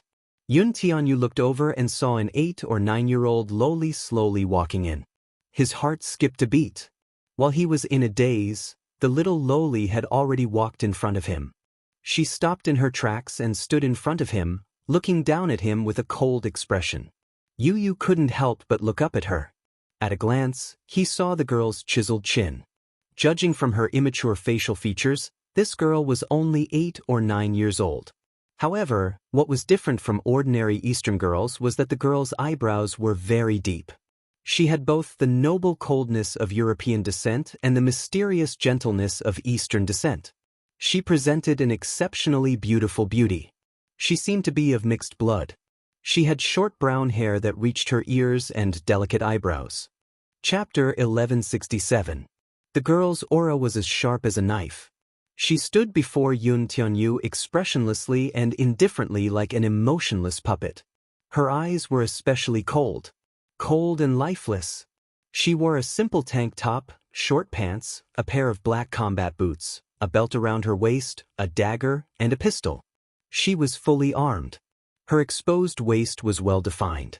Although she looked skinny, if one were to examine her closely, one would realize that she was actually very lean. The strong muscles on her arms, in particular, could make one's heart skip a beat. How much training did she have to go through to have such frightening lines? For some reason, Yu Yu felt that this girl had a special aura. She was like a red spider lily blooming by the yellow spring, beautiful but deadly. He sized her up a few times before his gaze fell on her empty and unfocused eyes. Her pair of eyes were lifeless but filled with murderous intent. Other than that, there was no other emotion. His entire being was like a killing machine that existed only for killing. Gong Jie slowly got up and walked to the girl's side. He gently held her shoulders and introduced her to Yu Yu. Her name is Lisa. From today onward, she'll be your personal bodyguard. Yu Yu's eyes were filled with suspicion. Personal bodyguard? A girl who looked no more than 8 or 9 years old. Gong Jie looked at Yu Yu, only to see the suspicion on his face. He could not help smiling. But don't underestimate her just because she's young and a little girl. She's not ordinary. Strictly speaking, she's ranked 5th in mercenary paradise. 5th. The suspicion in Yu Yu's eyes became more obvious. How could it be? This girl looked so young. She was actually ranked 5th in mercenary paradise. Don't underestimate her, just like how I once underestimated you. Gong Jie smiled, his slender fingers gently caressing the girl's expressionless face, but he pretended to be mysterious. Do you know where she's from? The girl did not react much to his touch. Instead, she continued to stare at Yu Yu coldly without shifting her gaze. The number 1 killer island, Atlanta Island. Yu Yu's heart sank. He had heard of this place. It was said that every year, Atlanta Island would buy over hundreds of orphans. Then, these hundreds of orphans would be locked up together, regardless of gender or age. They would only be given a bowl of rice and a cup of water. The children were hungry, but there was only 1 bowl of rice. There was only 1 cup of water. In order to fill their stomachs, in order to survive, children would start to kill each other. Out of the hundreds of children, perhaps only a dozen or so were left alive in the end. These children would then enter the next round of devilish training. The so-called hellish training was nothing like the training Xiao Yichen had gone through in the special training camp. To be precise, it was hellish training. The weak would die and the strong would win. Perhaps in the end, there would only be 1 person who could survive all the tests. And this girl was the one who had passed all the tests and survived to the end. In fact, although her combat ability index was very high, there was still a gap between her and the other mercenaries in the mercenary group. The reason why she was ranked 5th in Mercenary Paradise was that the combat ability ranking was based on the success rate of missions. Chapter 1168. Although Lisa was not the strongest, she was not the strongest. However, she was definitely the best as a loyalist. After all, who would be wary of a little girl? Hence, she rarely failed any of her missions. To be able to fight her way out of 500 children and survive until the end, she definitely had unimaginable willpower and combat power. Gong Jie lowered his eyes and smiled. He lowered his head and said to the girl, "Lisa, from now on, he is your master. You must submit to him. You must not betray or abandon him. You must protect him with your life." Lisa turned her gaze slightly and fixed it on Yu Yu's face. She said in a cold and mechanical voice, "From now on, you are Lisa's master. I will protect you with my life. I will be loyal to you. I will not betray or abandon you." Yu Yu's eyes widened. He felt a little strange. He was a man, but he was being protected by a little girl. It felt strange. "How is it? Are you satisfied with my father's gift to you?" The man's lips curled into a smile. Yu Yu stood up slowly. He stood facing the girl. The girl looked at him. Perhaps it was because he was a little slower, but the girl was actually half a head taller than him. Yu Yu looked at her deeply and smiled. He stretched out his hand elegantly. "Please take care of me in the future." The girl looked at his outstretched hand expressionlessly. Then she stretched out her hand mechanically and shook his hand tightly. Yu Yu's expression changed. The pain from his hand made him frown slightly. This girl's strength was damn strong. Gong Jie saw his expression and was amused. "My Xiaobao, Lisa is so strong. Be careful not to hurt your hand. Lisa, let go." Lisa quickly let go of his hand. When Yu Yu's hand was released, he was shocked to find that his hand was completely bloodless and pale. Lisa was an assassin who had undergone hellish training. She grew up amid slaughter. When she opened her eyes, all she saw was endless blood and slaughter. Rather than calling her an assassin, it would be more appropriate to describe her as a killing machine. Therefore, she didn't seem to have any emotions or desires. She didn't know how to smile when she was happy. She didn't know how to cry when she was sad. No smile, no tears, no understanding of human emotions, only knowing how to quickly, accurately, and ruthlessly kill people. Therefore, there was no smile on her face, no tears, only an expressionless face. Like a machine. With such a cold personality, he was very suitable to be a death warrior. In ancient times, the so-called men of sacrifice referred to those guards who sold their lives for the nobility for the sake of glory and wealth or to repay a debt of gratitude. Yu Yu had never seen such a child. There was not a single trace of life on her. "How old is she?" Gong Jie raised a brow and pursed his lips. "I don't know either.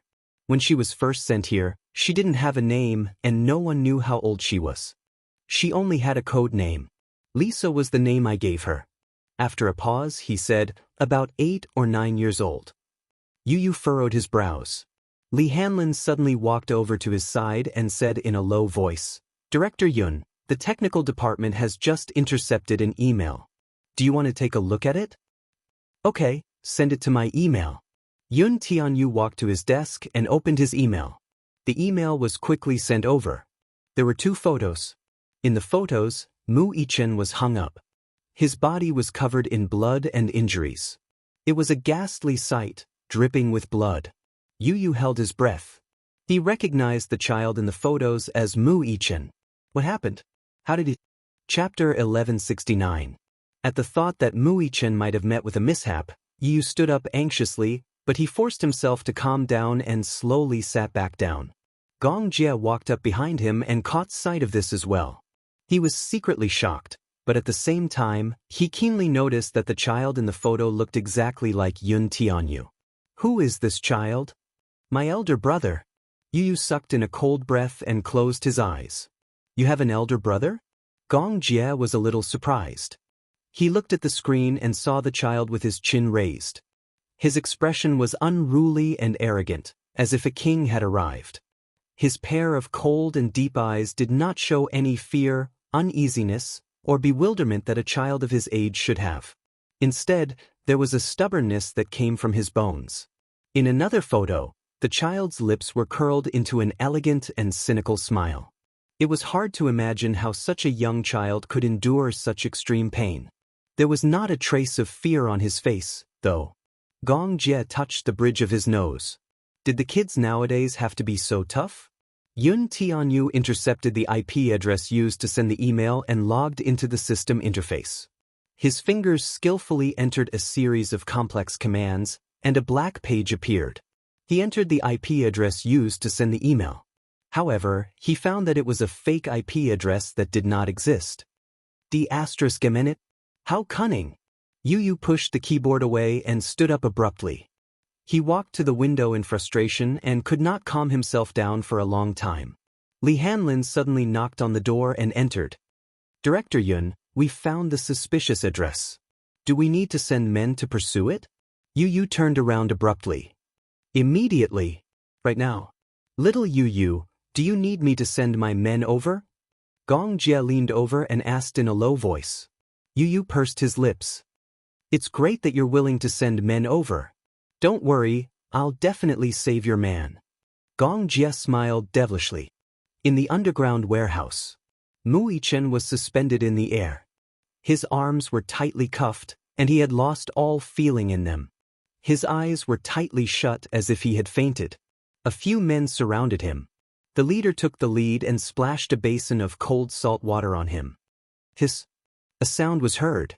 Mu Yichen frowned and slowly opened his eyes. The salt water trickled down her hair and dripped onto her cheeks. It seeped into her wounds and then into her eyes. It was so dazzling that his eyes felt bitter and painful. However, he couldn't use his hands to rub it. He could only forcefully shake off the salt water on his face. A sound was heard. The man slapped her in the face. "What are you doing? You're spilling your blood all over me. So dirty." Mu Yichen's face was slapped to the side. At this moment, he no longer had much of a reaction to the pain, because the torture was beyond his endurance. Even the nerves in his body were numb, and he could not feel anything. He slowly opened his eyes. His gaze was like a blade covered in snow, ruthlessly stabbing at the man in front of him. Even though he was in a sorry state, he did not give in to them in the slightest. He did not shed a single tear. An inexplicable dark and cold aura emanated from his body. It even carried an indescribable chill. This chill seeped into one's bones and made one's hair stand on end. Chapter 1170. Mu Yichen sneered in disdain. His lips curled into a mocking smile as if he was being sarcastic. "Is this all you've got? It's really not enough." There was a hint of disdain in his smile, but more than that, it was arrogance. He looked at them as if he was looking at a few bedbugs struggling in the gutter. The man was furious and slapped him again. "Kid, you're so stubborn. Looks like you haven't suffered enough yet. You won't shed a tear until you see the coffin, huh?" Xiao Yichen's face immediately swelled after the slap. There was blood at the corner of his lips. Wisps of blood flowed out from the corner of his lips. Mu Yichen stuck out his tongue coldly and slowly licked the blood at the corner of his lips. He curled his lips in disdain. Suddenly, he used the strength of his arms to lift his leg and kicked the man's face. The man was caught off guard and fell to the ground. It was a pity that Mu Yichen's stamina was almost depleted. Furthermore, he was injured all over and did not have much strength left. Otherwise, his kick would have dislocated the man's jaw. Everyone looked at each other in disbelief. How could this kid be so stubborn? He was already at this stage, yet he still wanted to resist? He was very stubborn. Even though he was covered in cuts and bruises, he still did not give up a chance to resist. At first, they wanted to take a few pictures of this kid's terrified face. It would be best if he cried bitterly and made people feel sorry for him. However, they used all kinds of methods, but he did not shed a single tear or beg for mercy. Not to mention showing a vulnerable and fearful expression. Not at all. He was really stubborn. The man got up from the ground and spat out a few broken teeth. He ordered, "Since he's so dishonest, tie his legs up too. Whip him a few more times. Big brother, we can't hit him anymore, right? If we continue, this kid will die." The man said disapprovingly, What are you afraid of? Didn't you see? This kid still has the strength to kick me. How does he look like he's dying? He's so stubborn, how can he die just like that? Whip him a few times to teach him a lesson. No matter how tough his bones are, he's still just a child. Since he's already like this, don't torture him anymore. Let him live. Didn't the higher-ups say that if we killed him, we would be buried with him? This brat is still useful. Only then did the hooting man stop talking. He looked at Mui Chen and chuckled. Why don't you scream a few times or beg for mercy? We'll let you go and stop hitting you. Mui Chen glanced at them coldly and snorted. He ignored them. You want me to beg for mercy? Buying a pillow is faster than dreaming.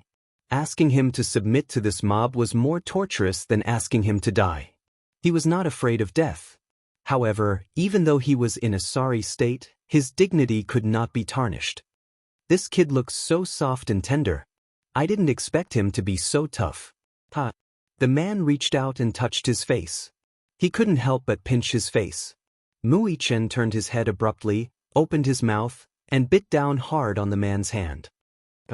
The man screamed like a pig being slaughtered. Mui Chen bit down so hard that his whole body trembled. Let go! Let go! A few men at the side kicked and hit Mui Chen. Alas, Mui Chen was adamant and refused to budge.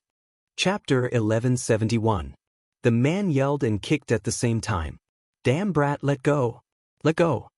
The other men kicked and hit Mui Chen. They even reached out to pull his hair. Mui Chen refused to let go no matter what. He bit the man's hands so hard that he wanted to break the man's bones. The man was in so much pain that his limbs trembled as if he had been electrocuted. In the warehouse, the sound of a pig being slaughtered could be heard. At the side, the other men were anxious. They picked up the whip at the side and whipped him on the back. Slap, slap, let go. Damn it. I told you to let go, but you still won't let go. Mui Chen groaned. He was in so much pain that beads of cold sweat seeped out of his forehead. However, he was a tough guy. Even if his body was stiff from the pain, he braced himself and refused to let go. His eyes were red as if they were stained with blood. He glared at the men in front of him. His gaze was as sharp as a sword, sharp and cold. Blood gushed out from the corner of his lips. He had obviously bitten his hand. The sound of the whip lashing mixed with the men's angry roars and cries of pain. The scene was chaotic. In the iron prison, Xianxia was startled by the sound and slowly woke up.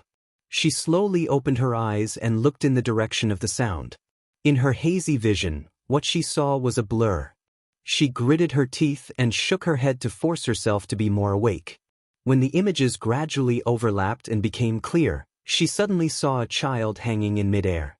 A few men were surrounding him, punching, kicking, and whipping him fiercely. Xianxia frowned. When she saw the child's handsome facial features stained with blood, she suddenly straightened up nervously and rushed forward. She felt a sharp pain in her wrist. Only then did she realize that she was still trapped in the iron prison. Her hands were chained and she could not move. Xiaoyichen? Xianxia recognized him at once. Seeing this scene, her eyes turned red and she screamed in fear. Ichen? Why is he here? Why is Xiaoyichen here? Xianxia was so anxious that her eyes turned red. She struggled violently and shouted crazily, "Stop fighting! Stop hitting him! Stop fighting! Stop!" Upon hearing this, Mui Chen was startled. He immediately loosened his grip and turned his head, only to see that Xianxia was already awake in the iron prison. Her hands were constantly struggling, and her face was filled with worry and fear. "Mommy," he cried out, but before he could finish his sentence, a whip lashed out at his shoulder. Accompanied by the intense pain of his flesh being torn apart, he let out another muffled groan. Large beads of cold sweat slid down to the corners of his eyes, astringent and itchy. The man who had been bitten by him was finally freed. He fell to the ground and held his bleeding hand. His eyes widened in anger and he cursed. He stood up and grabbed a whip from a person beside him and lashed it at the man fiercely. Mui Chen let out a muffled groan. His face was tense as he endured the pain. When Xianxia saw this scene, Her heart seemed to be torn into pieces and dripping with blood. Although the whip did not land on her body, it was more painful than if it landed on her body. Stop hitting him, stop hitting him. You can hit me, but don't hit him. Stop. Oh, what a strong mother-son relationship. The man laughed softly. His gaze fell on Xianxia, seemingly harboring evil intentions. He lit a cigarette, held it in his mouth, and threw the whip on the ground. Pa! A sound was heard. The sound reverberated throughout the warehouse. Chapter 1172. Wuxia caught a glimpse of the man's cold gaze. His eyelids flickered, and an ominous feeling rose in his heart. When the man slowly walked toward Xianxia, Wuxia said angrily, "What are you doing?" "Since she asked for it, I must let her have a taste of the whip." "Stop!" Wuxia's face was cold. "You can hit me, but you're not allowed to touch my mommy. Mother and son love each other so much. Pa, look, you bit me so hard. How am I going to settle this with you?" "Don't touch her." Wuxia's eyes were like torches. The sharpness in his eyes almost pierced through the man. The man was stunned. Even he was deeply shocked by this child's desire to protect his mother. This child was only 7 years old. Was he not afraid of pain? Was he not afraid of death? Was he still trying to be brave in this situation? When Xianxia heard this, her heart ached even more. Even when she was tortured, she did not show any weakness on her face. In the end, a trace of grievance appeared on her face as she begged for mercy. "Don't hit him. He's still a child, only 7 years old. If you continue to hit him..."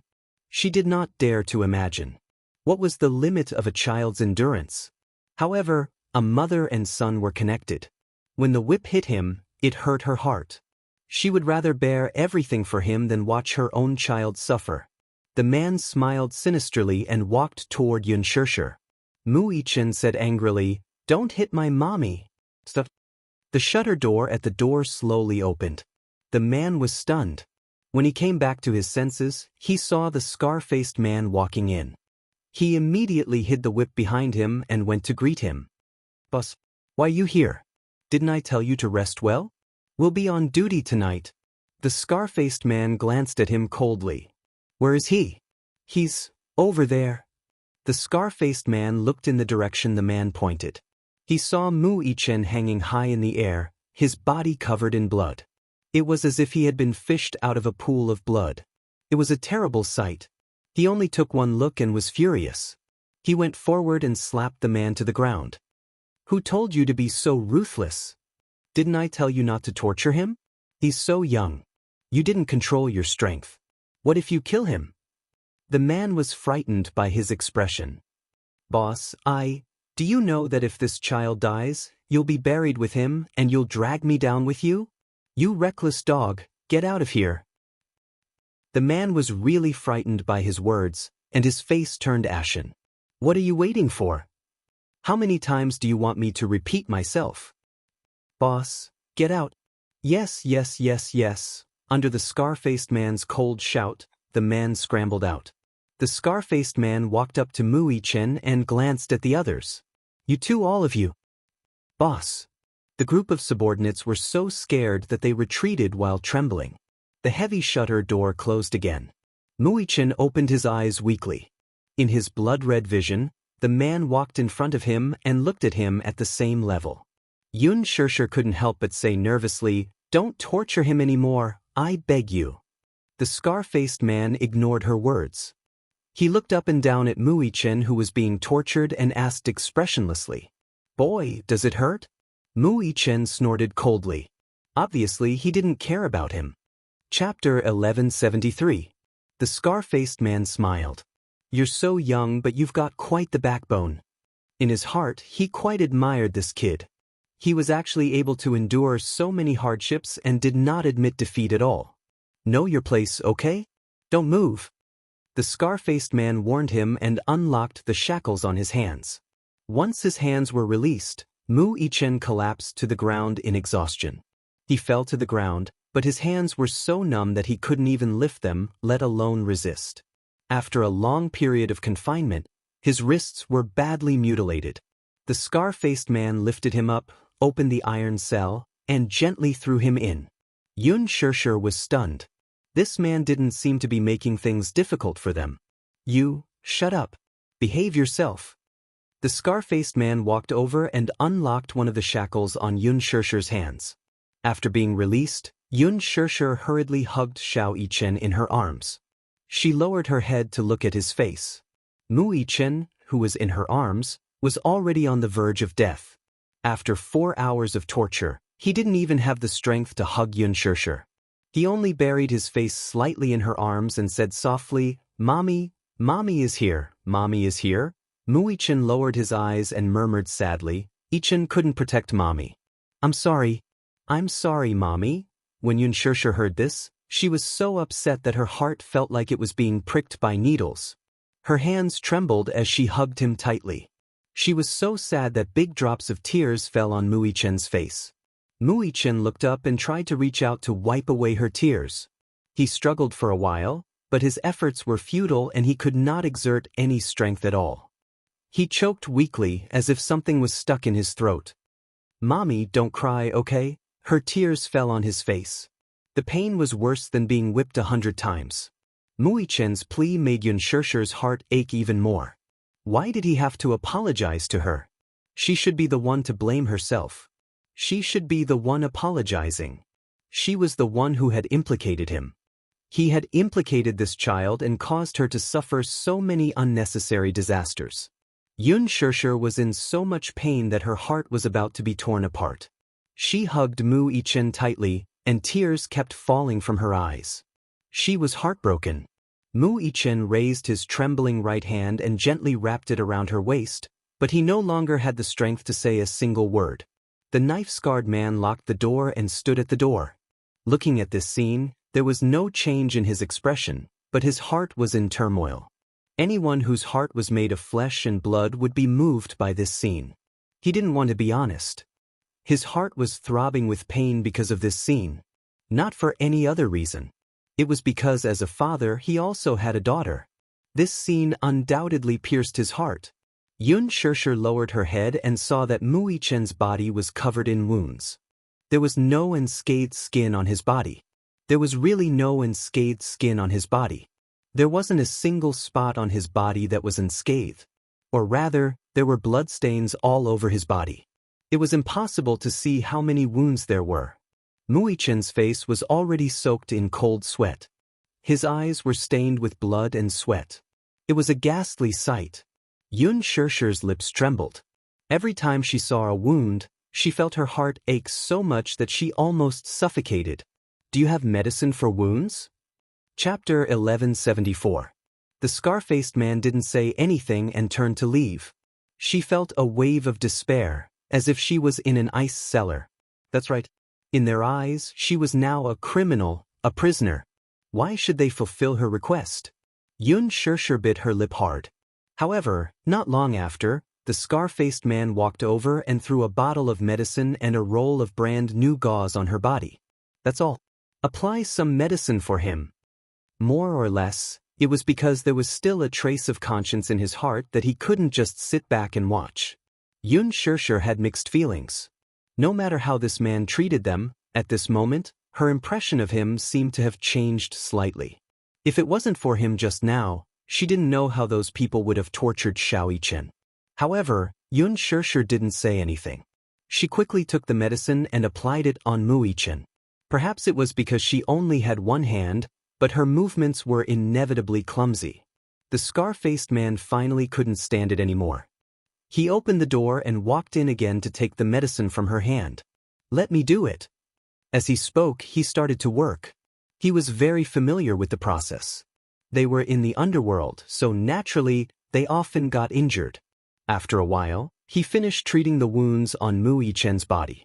Perhaps he was too tired. Mu Yichen fell into a deep sleep in Yun Shirshir's arms. Yun Shirshir hugged him and caressed his cheeks with heartache. She maintained a tight hug and didn't move an inch. Hugging him gave her peace of mind. It was the same for Mu Yichen.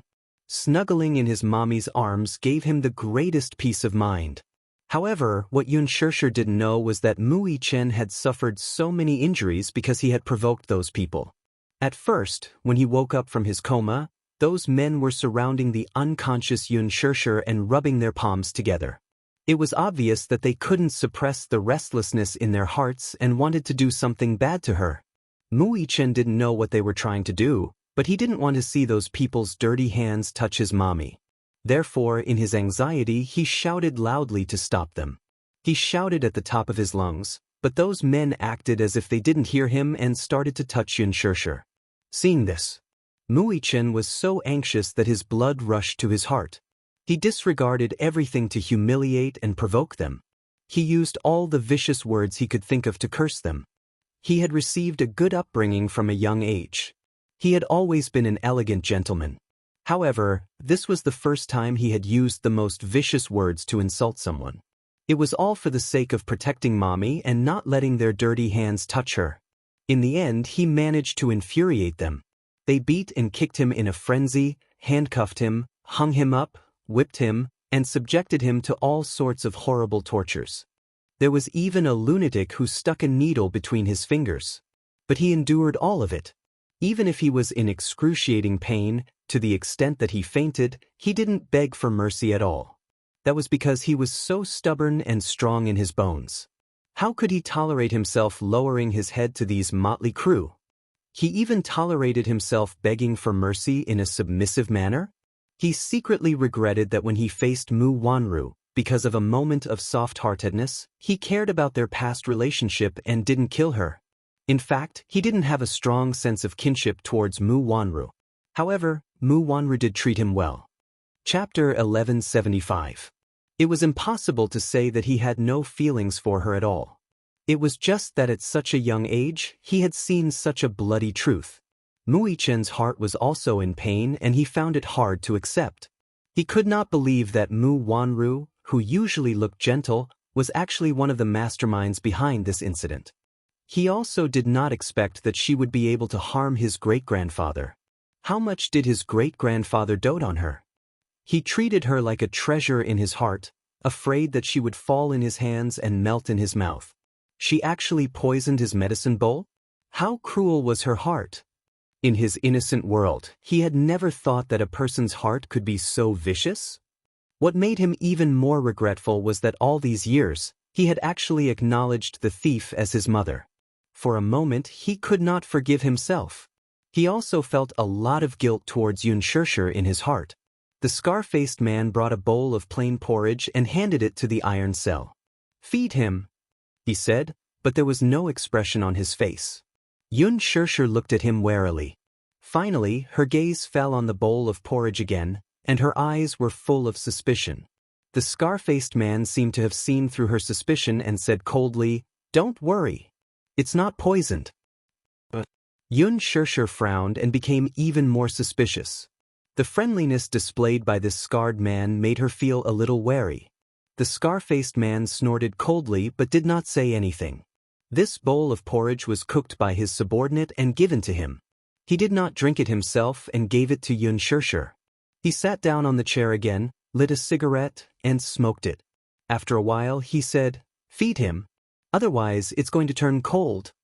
Xianxia pursed her lips, took the bowl of porridge with one hand, and ate a mouthful first. After waiting for a while, when she did not feel any discomfort, she scooped a mouthful, helped Mu Yichen up with difficulty, and fed him a mouthful. Mu Yichen was half-conscious and did not even have the strength to open his mouth. Xianxia swallowed a mouthful of porridge and slowly placed it beside his lips, passing the porridge into his mouth. Gulp! A mouthful of warm porridge slid down his throat, and only then did he feel his body warm up slightly. "Mommy," Mu Yichen's throat moved as he called out in an obscure voice. "Mommy is here. Xiao Yichen, Mommy will feed you porridge, okay?" Mu Yichen struggled to open his eyes wider. "Mommy, do your wounds still hurt?" he asked anxiously and impatiently.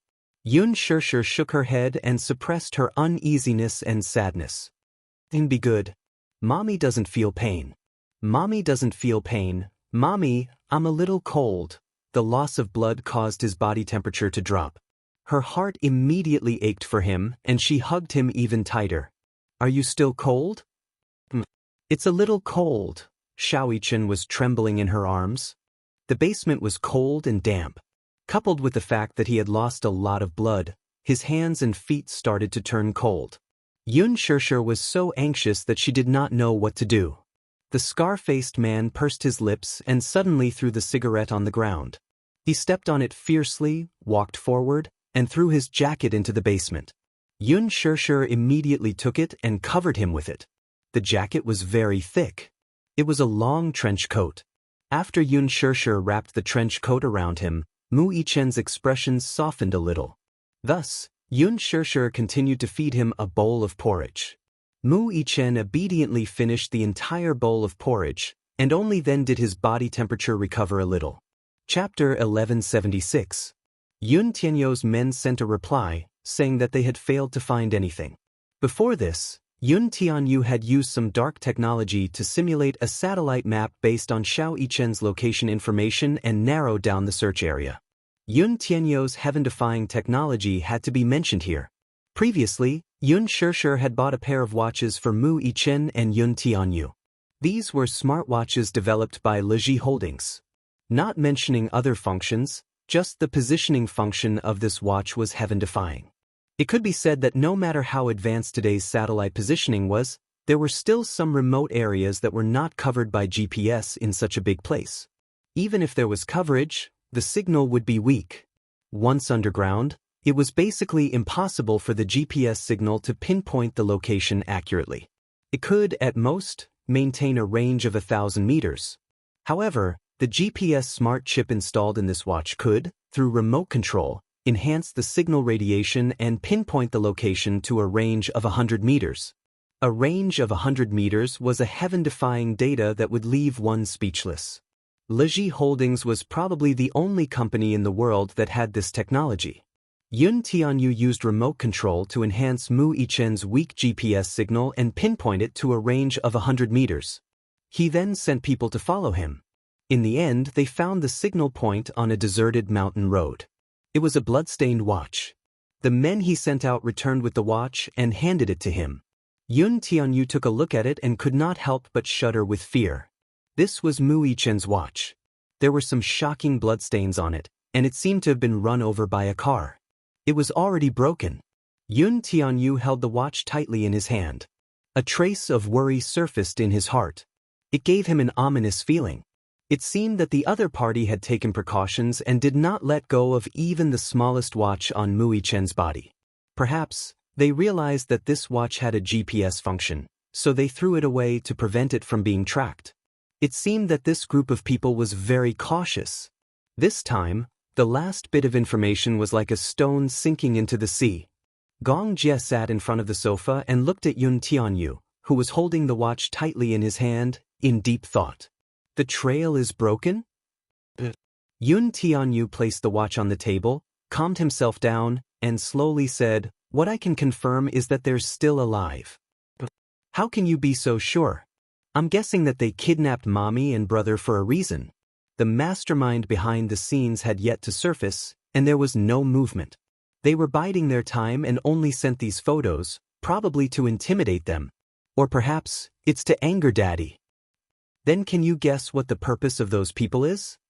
He looked up and narrowed his eyes slightly. "I'm guessing it was to threaten Daddy. Daddy must have something very important in his hands." Yun Tianyou expressionlessly replied, "Right now, the only way to stabilize the situation is to stay calm." Gong Jie was secretly shocked. She was shocked by his calmness and calmness. It was obvious that when Yu saw the photo, he was furious and anxious. However, he quickly calmed himself down. Chapter 1177. Yun Tianyou pondered for a while before finally picking up his phone. He originally wanted to rely on his own ability to save his mother and brother.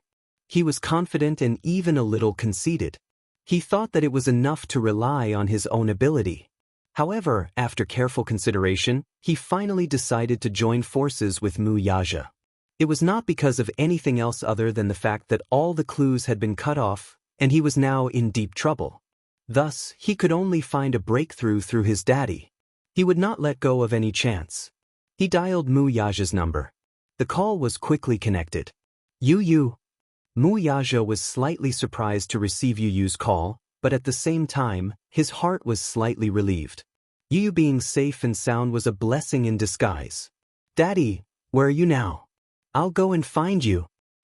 I'll send someone to pick you up. No need. Don't worry, I'll be fine, Yu Yu reassured him. After putting down the phone, Gong Jie, who was behind him, suddenly narrowed his eyes. Yu Yu, who is your daddy? Yu Yu turned around and furrowed his brows in puzzlement. What's wrong? I just want to know more.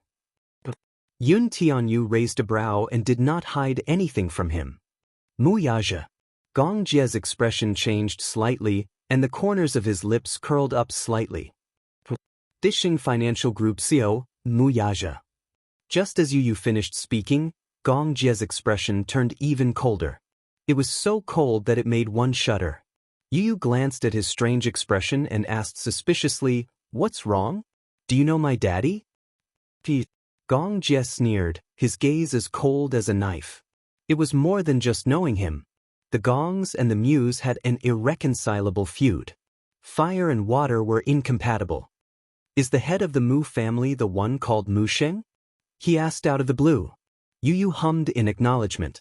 Gong Jie lazily leaned against the sofa, his lips curling into a cold smile. Is that old man still alive? He's not dead yet. He's really tough. Gong Jie suddenly snorted. Of course, it's good that he's still alive. What do you mean? Yu Yu caught a glimpse of the old man's eyes. You seem to hate him? Of course, of course. Up. He wanted to taste the feeling of living a life worse than death. Gong Jie was infuriated. If it wasn't for this old thing, how could he have caused his mother to die for no apparent reason? If not for him, his sister's whereabouts would not be unknown. Gong Jie hated Mu Sheng to the core.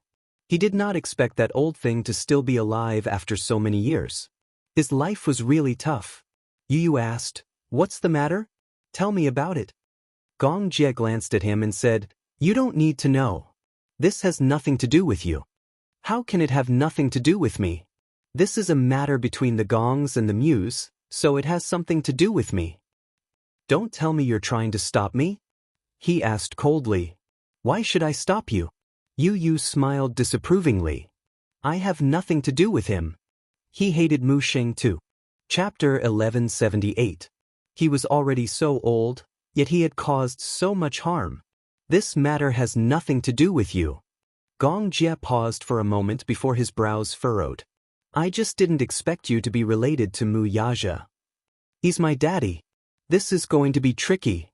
Gong Jie smiled nonchalantly, but his eyes were filled with ruthlessness. Little Yu Yu, what should we do? The two families are like fire and water. Sooner or later, I'll trample the Mews under my feet. Whatever the Mews owe me, I'll make them pay with their blood. Gong Jie's voice was cold beyond compare. Closing his eyes, he could still recall the despairing scene of his youth. He watched helplessly as his mother died in a sea of fire. He watched helplessly as the fire spread. He tried his best to rush into the fire, but he was stopped dead in his tracks. If not for Mu Sheng's men chasing after him, that accident would not have happened. His mother would not have left him. Even now, this matter was a thorn in his heart that could not be removed. This deep hatred was deeply rooted. It was a nightmare that could not be erased even after so many years. The coldness in Gong Jie's words made even Yu Yu's heart tremble. I don't care what you do to the Mews, but I have to tell you where I stand. Yu Yu paused and narrowed his eyes slightly. Mu Yaja is my daddy. I won't let you touch him. His tone was firm and brooked no argument. There was even a hint of threat in it. Gong Jie was slightly startled when he heard that. Yu Yu crossed his arms and said expressionlessly, You can kill or torture that Mu Sheng as you wish. It has nothing to do with me. But you can't touch Mu Yaja. His tone was equally domineering as if he was declaring his stand to Gong Jie. Even when facing Mu Yaja, he was stubborn, unwilling to admit defeat, and even disdainful of him. However, when it came to his father's interests, he would definitely do his best to protect him without hesitation. Gong Jie raised his eyebrows. Yu Yu smiled elegantly like an arrogant gentleman and said casually, No reason. No means no. Gong Jie suddenly stood up and walked in front of him. He squatted down in front of him and calmly looked into his beautiful eyes. One big and one small, the two stared at each other as if they were in a silent confrontation. Yu looked at him with an elegant smile. Gong Jie smiled. Are you going to defend him to the end? Mu Yaja was his daddy. He was also the man his mother loved deeply. More importantly, they were his family. No matter what happened, he would always stand by his father's side. This position would never change because of anything. But what should we do? Gong Jie seemed a little annoyed. He raised his eyebrows indifferently. Even if it's for your sake, I can't do it. Yu was slightly stunned, but his smile did not diminish. Gong Jie said coldly, Yu, it's your business to defend your father. What I do is my business. We won't interfere with each other's business. Okay. I want to see what you're capable of to go against the Gong family for him. Gong Jie smiled, but his eyes were unusually cold. It's not just for him.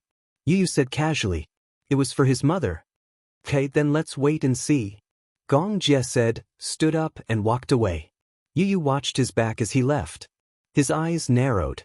What kind of deep hatred did the Gong and Mu families have for each other? Chapter 1179. This matter was really tricky. This daddy of his was really a worrisome one. Dishing Financial Group CEO's office. Mu Yaja stood by the window and looked out with his deep eyes. It was already late at night, and the city was filled with neon lights. The ashtray on the table was filled with cigarette butts.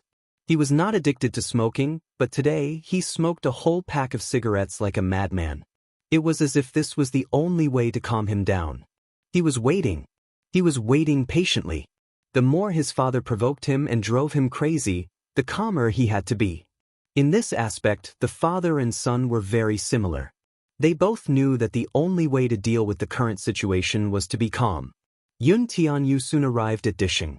He knocked on the door to the CEO's office. After instructing Lisa to guard the door, he walked in and saw Mu Yaja standing expressionlessly by the window. He turned around when he heard the commotion. His cold gaze softened slightly when he saw him. Daddy! Yu greeted him with an obedient smile. Mu Yaja walked over and picked up the boy, hugging him tightly in his arms. Good boy. It was good that he was fine. Mu Yaja did not say a word and only hugged him tightly. However, Yu, who was leaning into his embrace, could clearly feel how fierce his father's hug was. He used so much strength that it hurt him a little. However, this time, Yu did not push him away. His small hands slowly wrapped around his shoulders and gently stroked his silky hair. He understood his daddy's state of mind. He knew that no matter how strong a man was, there would be times when he was weak. Even if his daddy did not show that kind of weakness, Yu could acutely sense his faint uneasiness and guilt.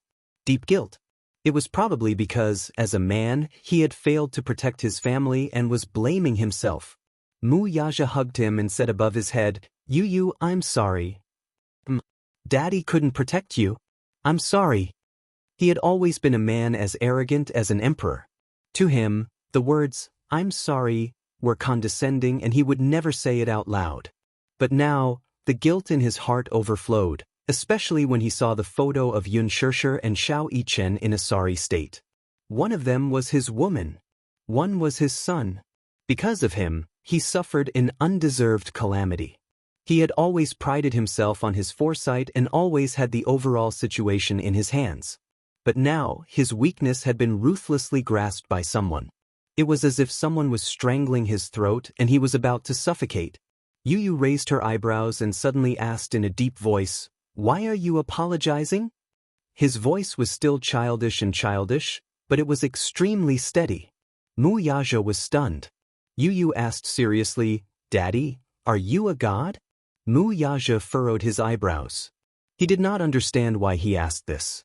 Yu raised his head and looked at him seriously. His lips curved slightly.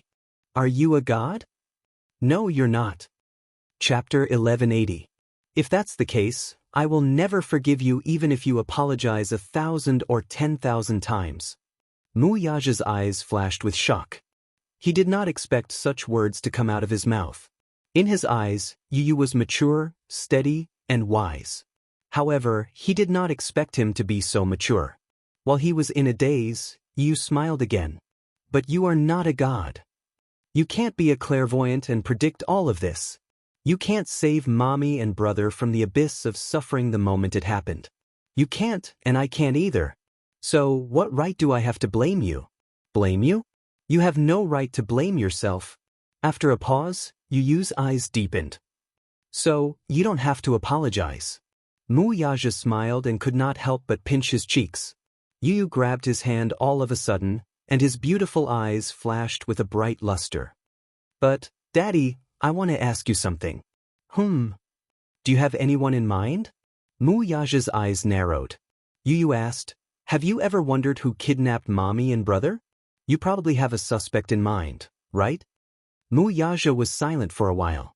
Then he suddenly said, yes. In that case, can you guess why they're doing this?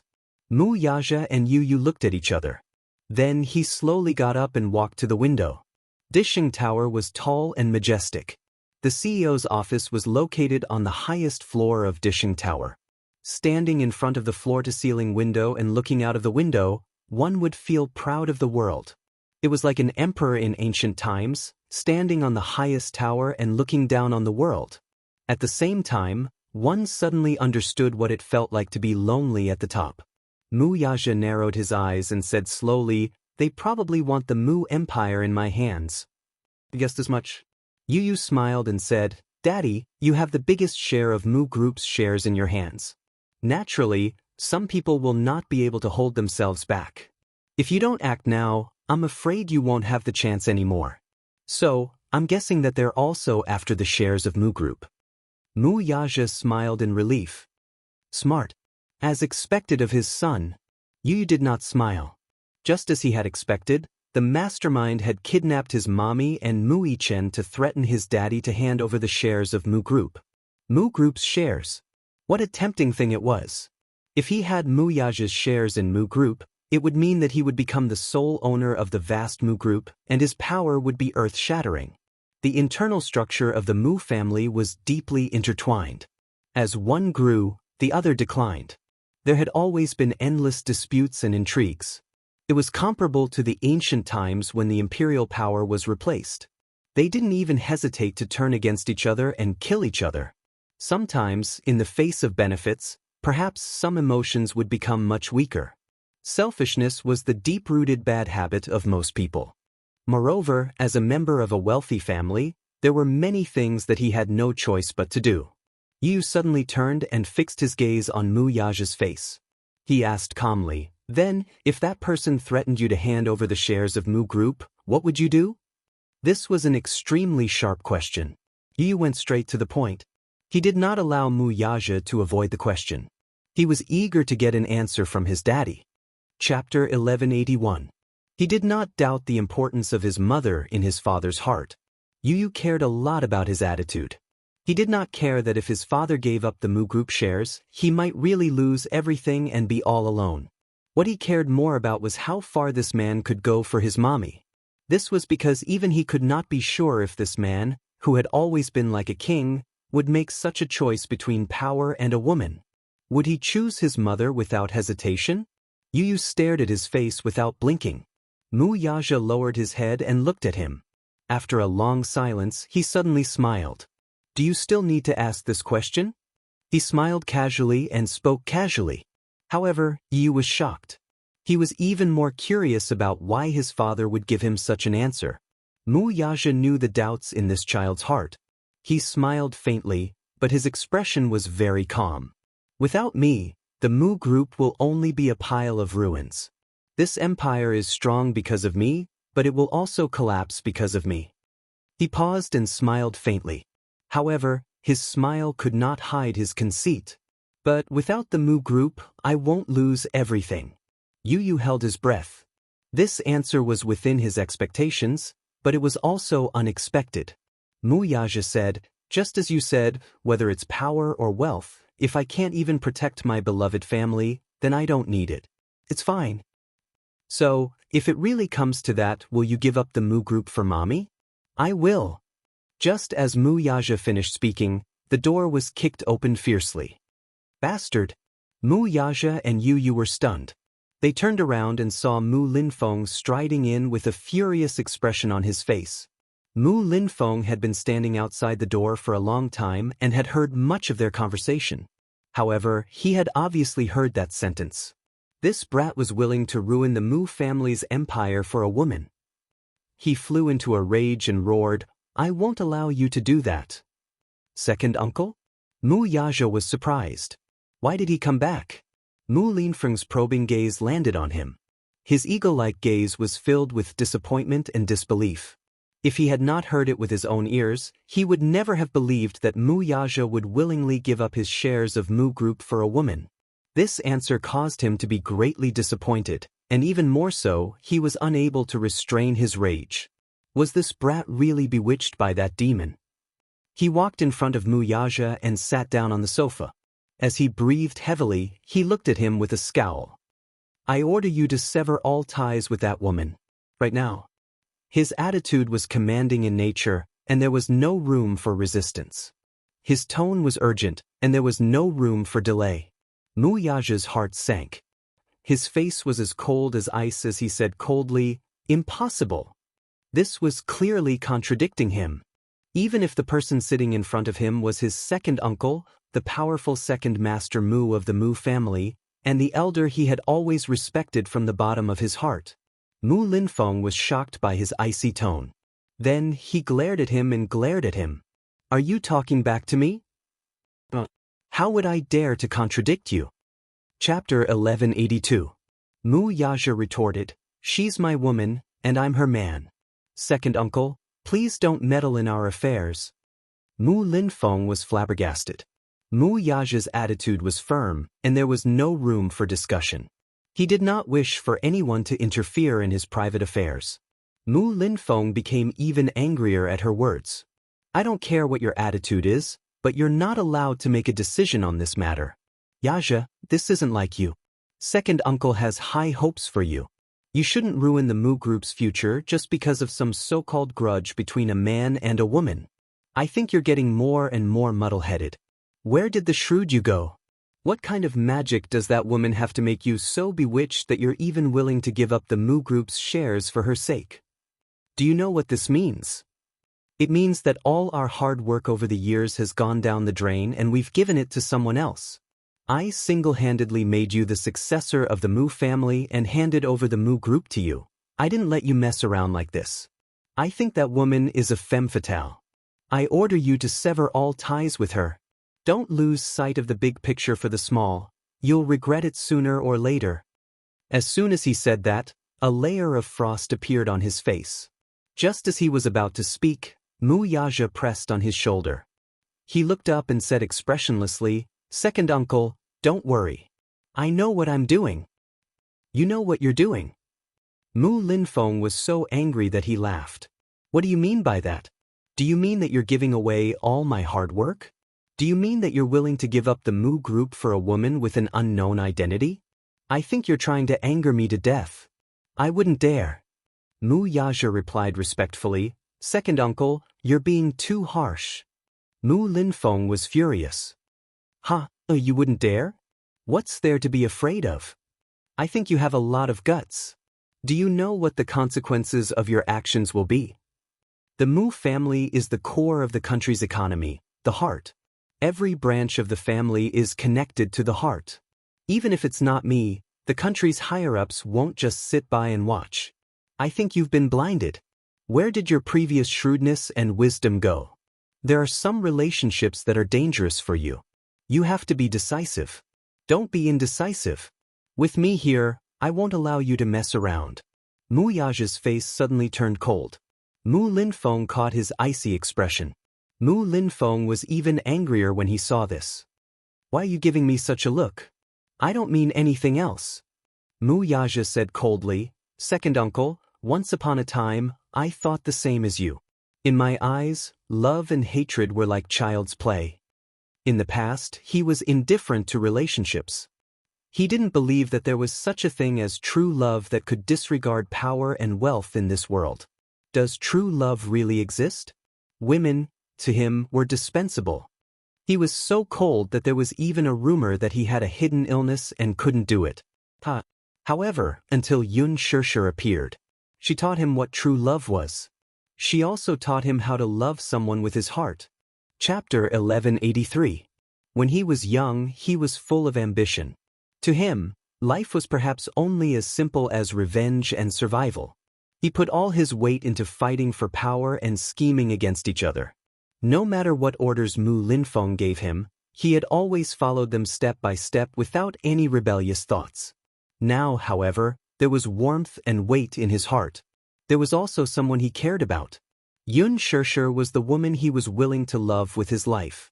For her, he was not afraid even if he had to give up his life. Why would he be afraid of losing everything? At this thought, Mu Yaja's lips curled up. But now, I don't think so anymore.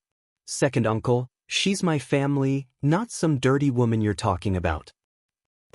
Family?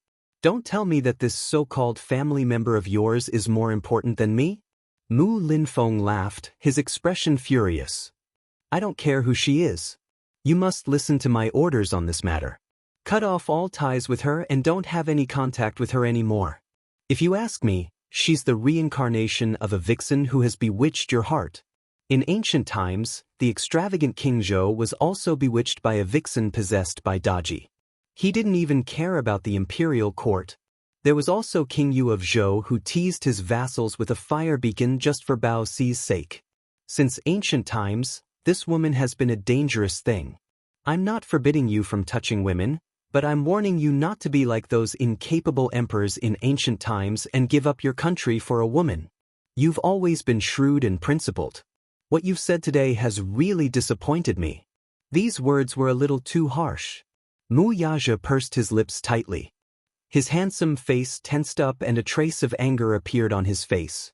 If the person sitting in front of him was not an elder who had promoted him single-handedly and whom he respected, he would have flipped the table in anger and told him to scram. Second uncle, I hope you know that Xianxia isn't that kind of woman. Mu Linfeng snorted and said stubbornly, I think she's that kind of woman. She's a femme fatale. She's a scourge and a ticking time bomb if she stays by your side. I've miscalculated. I should have gotten rid of her the day I found out about her. In fact, she did have the ability to harm people. You must know that in the past, you knew how to consider the big picture. You would never lose your sense of propriety because of a woman. Mu Linfeng's expression was dignified and his eyes were cold. Yu was enraged when he heard that. If it wasn't for Mu Yaja, he would have slammed the table with this stubborn old man. How dare he say that his mommy is a femme fatale and the reincarnation of a demon? Since when did a person's beauty become a sin? Yu was still angry, but he didn't say anything. Since Daddy had stopped him, he must have his reasons.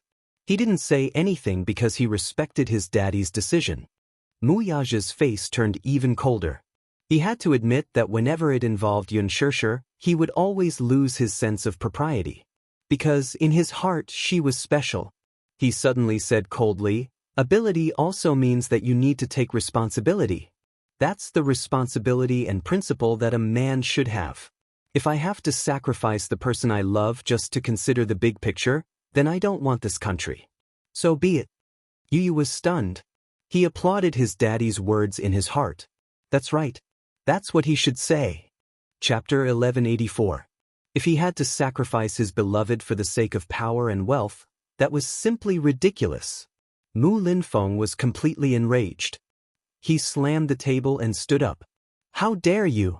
Take back what you just said. Mu Linfeng was even more exasperated. He frowned and spat coldly. I think you've really lost your mind.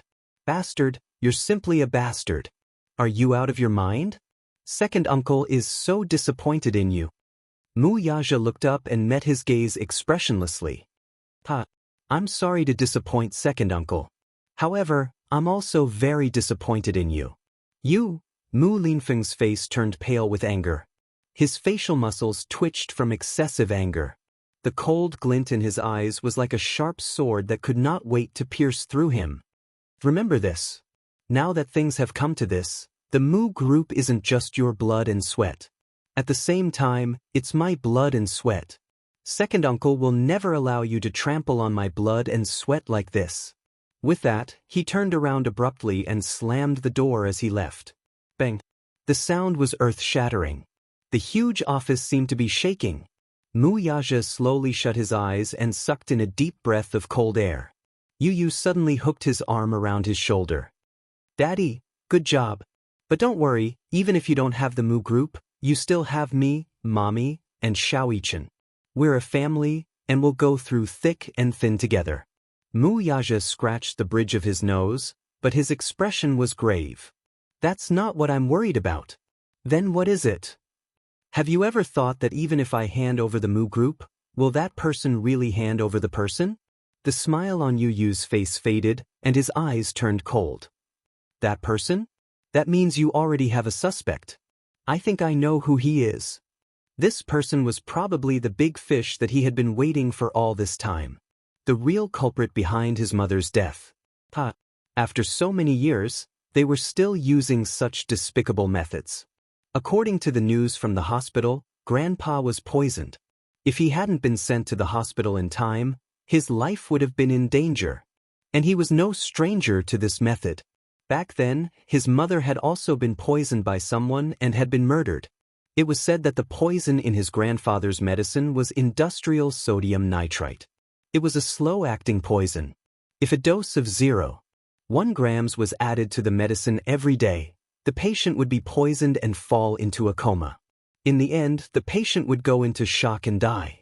As for sodium nitrite, this term was not unfamiliar to him. His mother had also passed away due to sodium nitrite poisoning. After his mother passed away, he had no one to rely on in the Mu residence. For a period of time, he would only take a bite of each dish. The bowls and chopsticks used were all made of silver. Later on, Mu Linfeng took her in. Mu Yaja walked to his desk, but his phone suddenly rang. Chairman Mu, Old Master Mu has passed the critical stage. At the Mu Group's private hospital, Mu Yaja and Yu Yu rushed to the hospital. However, when the father and son entered the ward, Mu Yaja's expression suddenly froze when he saw the silent man sitting by the bed. Yu Yu saw his strange expression and could not help but look at the middle-aged man. Chapter 1185. He said in a deep voice, Yaja, you're here. Mu Yaja looked puzzled. Fourth uncle, why are you here? I'm here to visit your grandpa. Have a seat. Yu Yu could not help holding Mu Yaja's hand tightly. Mu Yaja hugged him to his side and walked to the other side of the bed. He sat down and looked up to face his father. What followed was a long period of dead silence. Finally, it was the man who broke the silence. Your grandpa's health is deteriorating. Mu Yaja's brows were knitted tightly from start to finish. His face was cold. He glanced at his face and suddenly smiled. What's wrong? You seem to have something on your mind. No. Oh, Mu Lianjue gave another sinister smile as his gaze fell on the old man's pale face. Then, there was another long period of silence. It was as if a century had passed. He suddenly said, Yaja, I think you have something to say to me, don't you? Upon hearing this, Yu narrowed his eyes warily and raised his head to look at Mu Yaja, only to see the latter's deep gaze on him. It was as if a sharp sword was piercing through him. He composed himself and keenly noticed the slight change in Mu Yaja's expression. He abruptly turned his head and looked at the man with a sharp gaze. The atmosphere in the room was very delicate. Mu Yaja suddenly asked coldly, Fourth uncle, how did you know that Grandpa's health has deteriorated? I only found out when the Mu family sent me the news. He. Mu Yaja went straight to the point. Where is he? Mu Lianjue frowned and looked at him suspiciously. Yaja, what do you mean by this? I'm asking you. Mu Yaja's eyes glinted dangerously and chillingly. Where is he? Yu Yu was startled and then looked at him suspiciously. Could it be? It's him. Mu Lianjue looked at Mu Yaja expressionlessly. He did not even look at Mu Yaja in the eye as he calmly leaned on his cane.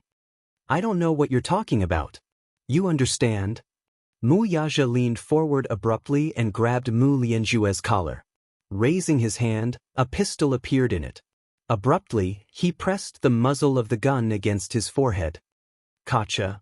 The cold and mechanical sound of the gun being loaded rang out, and the pitch-black muzzle continuously emitted cold air. Where are they? Mu Lianjue let the man grab him by the collar and let out a chilling laugh. Then he burst into uncontrollable laughter. Ha ha ha! Mu Yaja looked at him expressionlessly without a change in his expression. Yaja, it's not like you to be so angry. Mu Lianjue looked up with blatant provocation.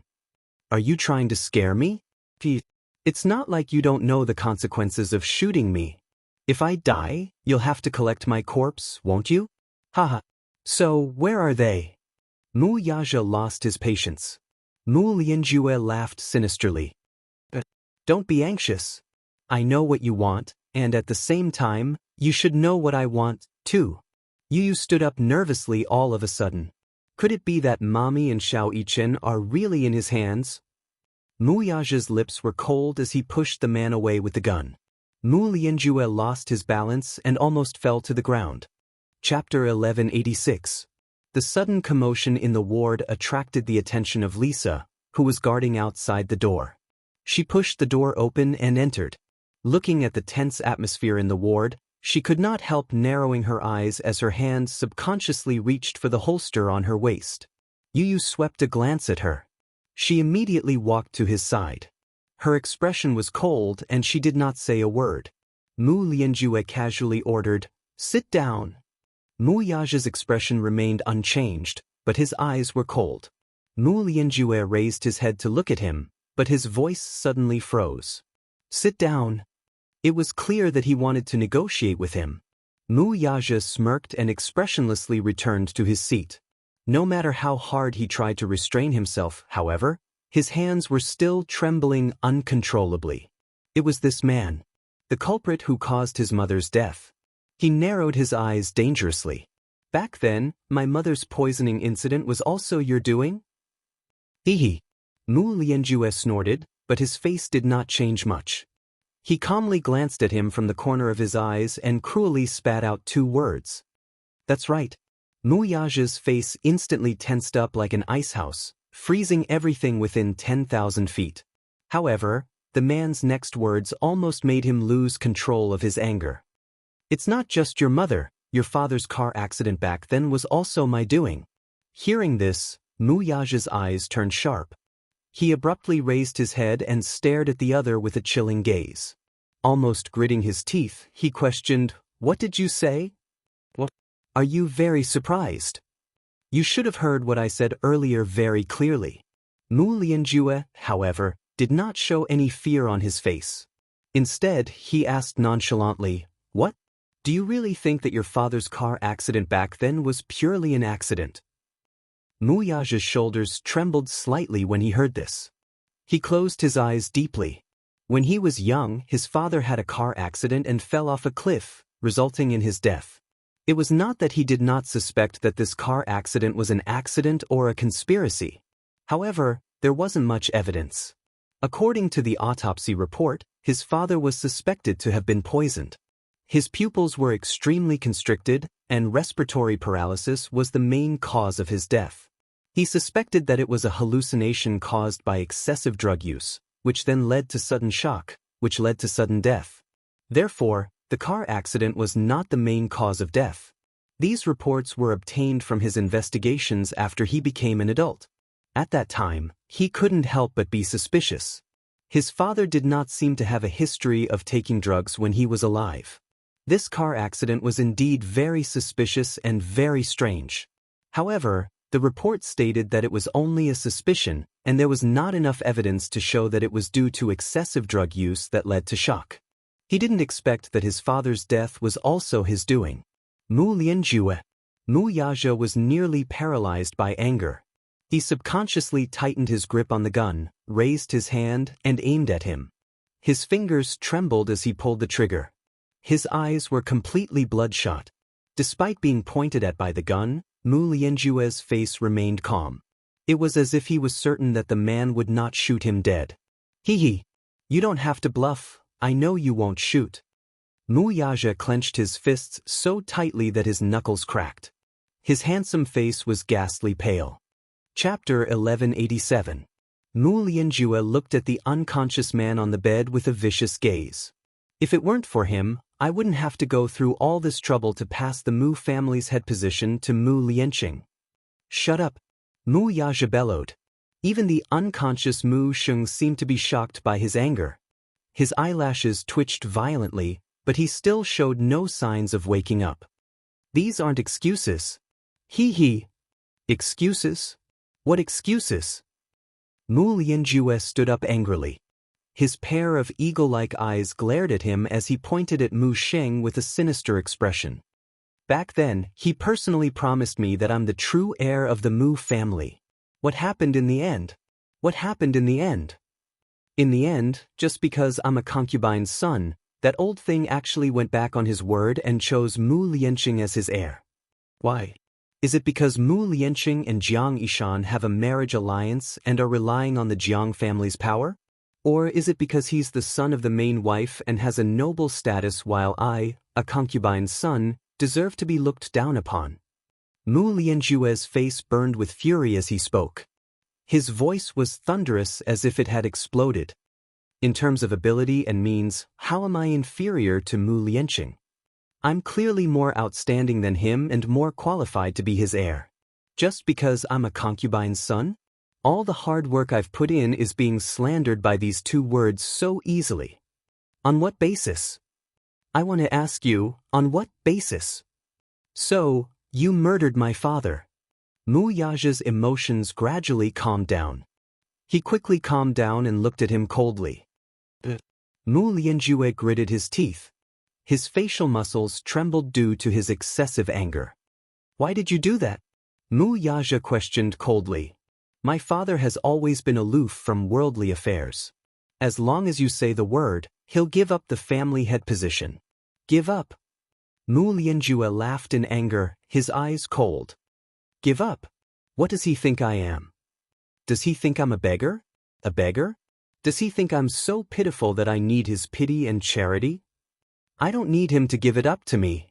That's because the Mu family's inheritance rights should belong to me. Mu Yaja was silent.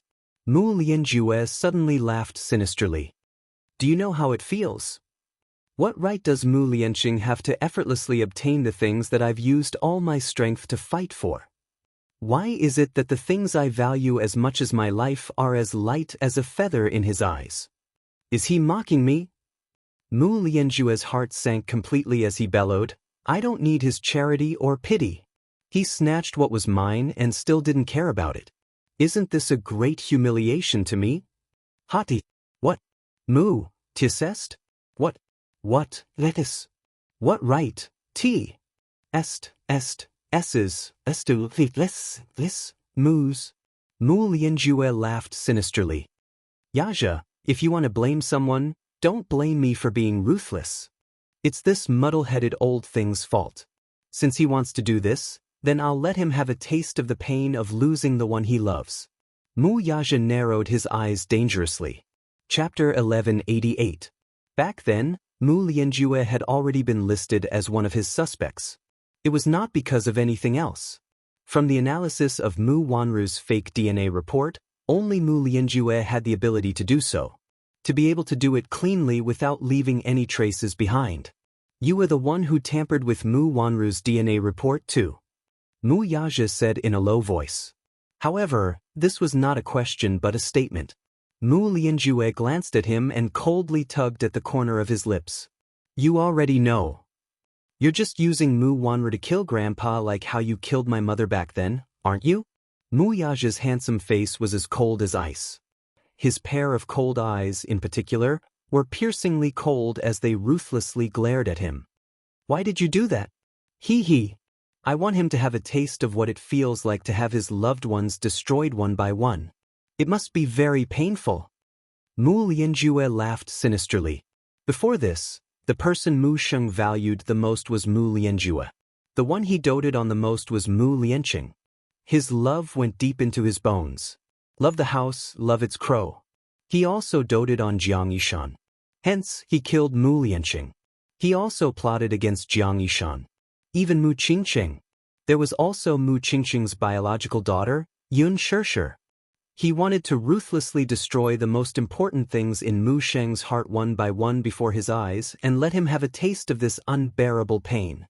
What was more painful than torturing a person was torturing a person's heart. Mental torture was what truly destroyed the heavens and earth. This old thing's life is really tough. Still, this isn't bad either. I'll let him see with his own eyes how the Mu Empire, which he values the most, will be destroyed in his hands. The position of the Mu family's head should belong to me. If he doesn't give it to me, then even if I have to resort to unscrupulous means, I'll snatch it back. Yu Yu's chest heaved violently as she glared fiercely at him, her whole body trembling uncontrollably. Mu Lianjue paused for a moment to size up Mu Yaja's frosty eyes before sneering. Take a guess. If this old thing knew that he had always taken the thief as his daughter, and that Mu Wanru was not Mu Qingqing's biological daughter, he would have loved her dearly. However, Mu Qingqing's real flesh and blood had been destroyed by him. How painful must that have been? And when he learns that Xianxia is Mu Qingqing's real flesh and blood, how heartbroken will he be? On the bed, Mu Sheng's turbid eyes widened. A deep voice sounded indifferently, "What is going on?" Mu Lianjue and Mu Yaja looked at the bed. Mu Sheng struggled to prop himself up from the bed. His blurry eyes could not hide his anger. "What do you mean by that? What happened to Lianqing? Were you the one who killed Ishan? Where was Qingqing? Could it be that Qingqing is also—" As he spoke, his eyes turned bloodshot as he reached out to grab Mu Lianjue's arm. Mu Lianjue's eyes sharpened as he waved his hand to shake him off. "Don't touch me with your hand. You!" Hearing this, the old man was even more enraged. He had just passed the critical period and was feeling weak all over. His voice was hoarse. "Did you kill Qingqing too? Did you?" "Yes." His eyes widened. "What?" "Back then, Mu Qingqing's car's brakes malfunctioned and it fell off the cliff because I tampered with her car.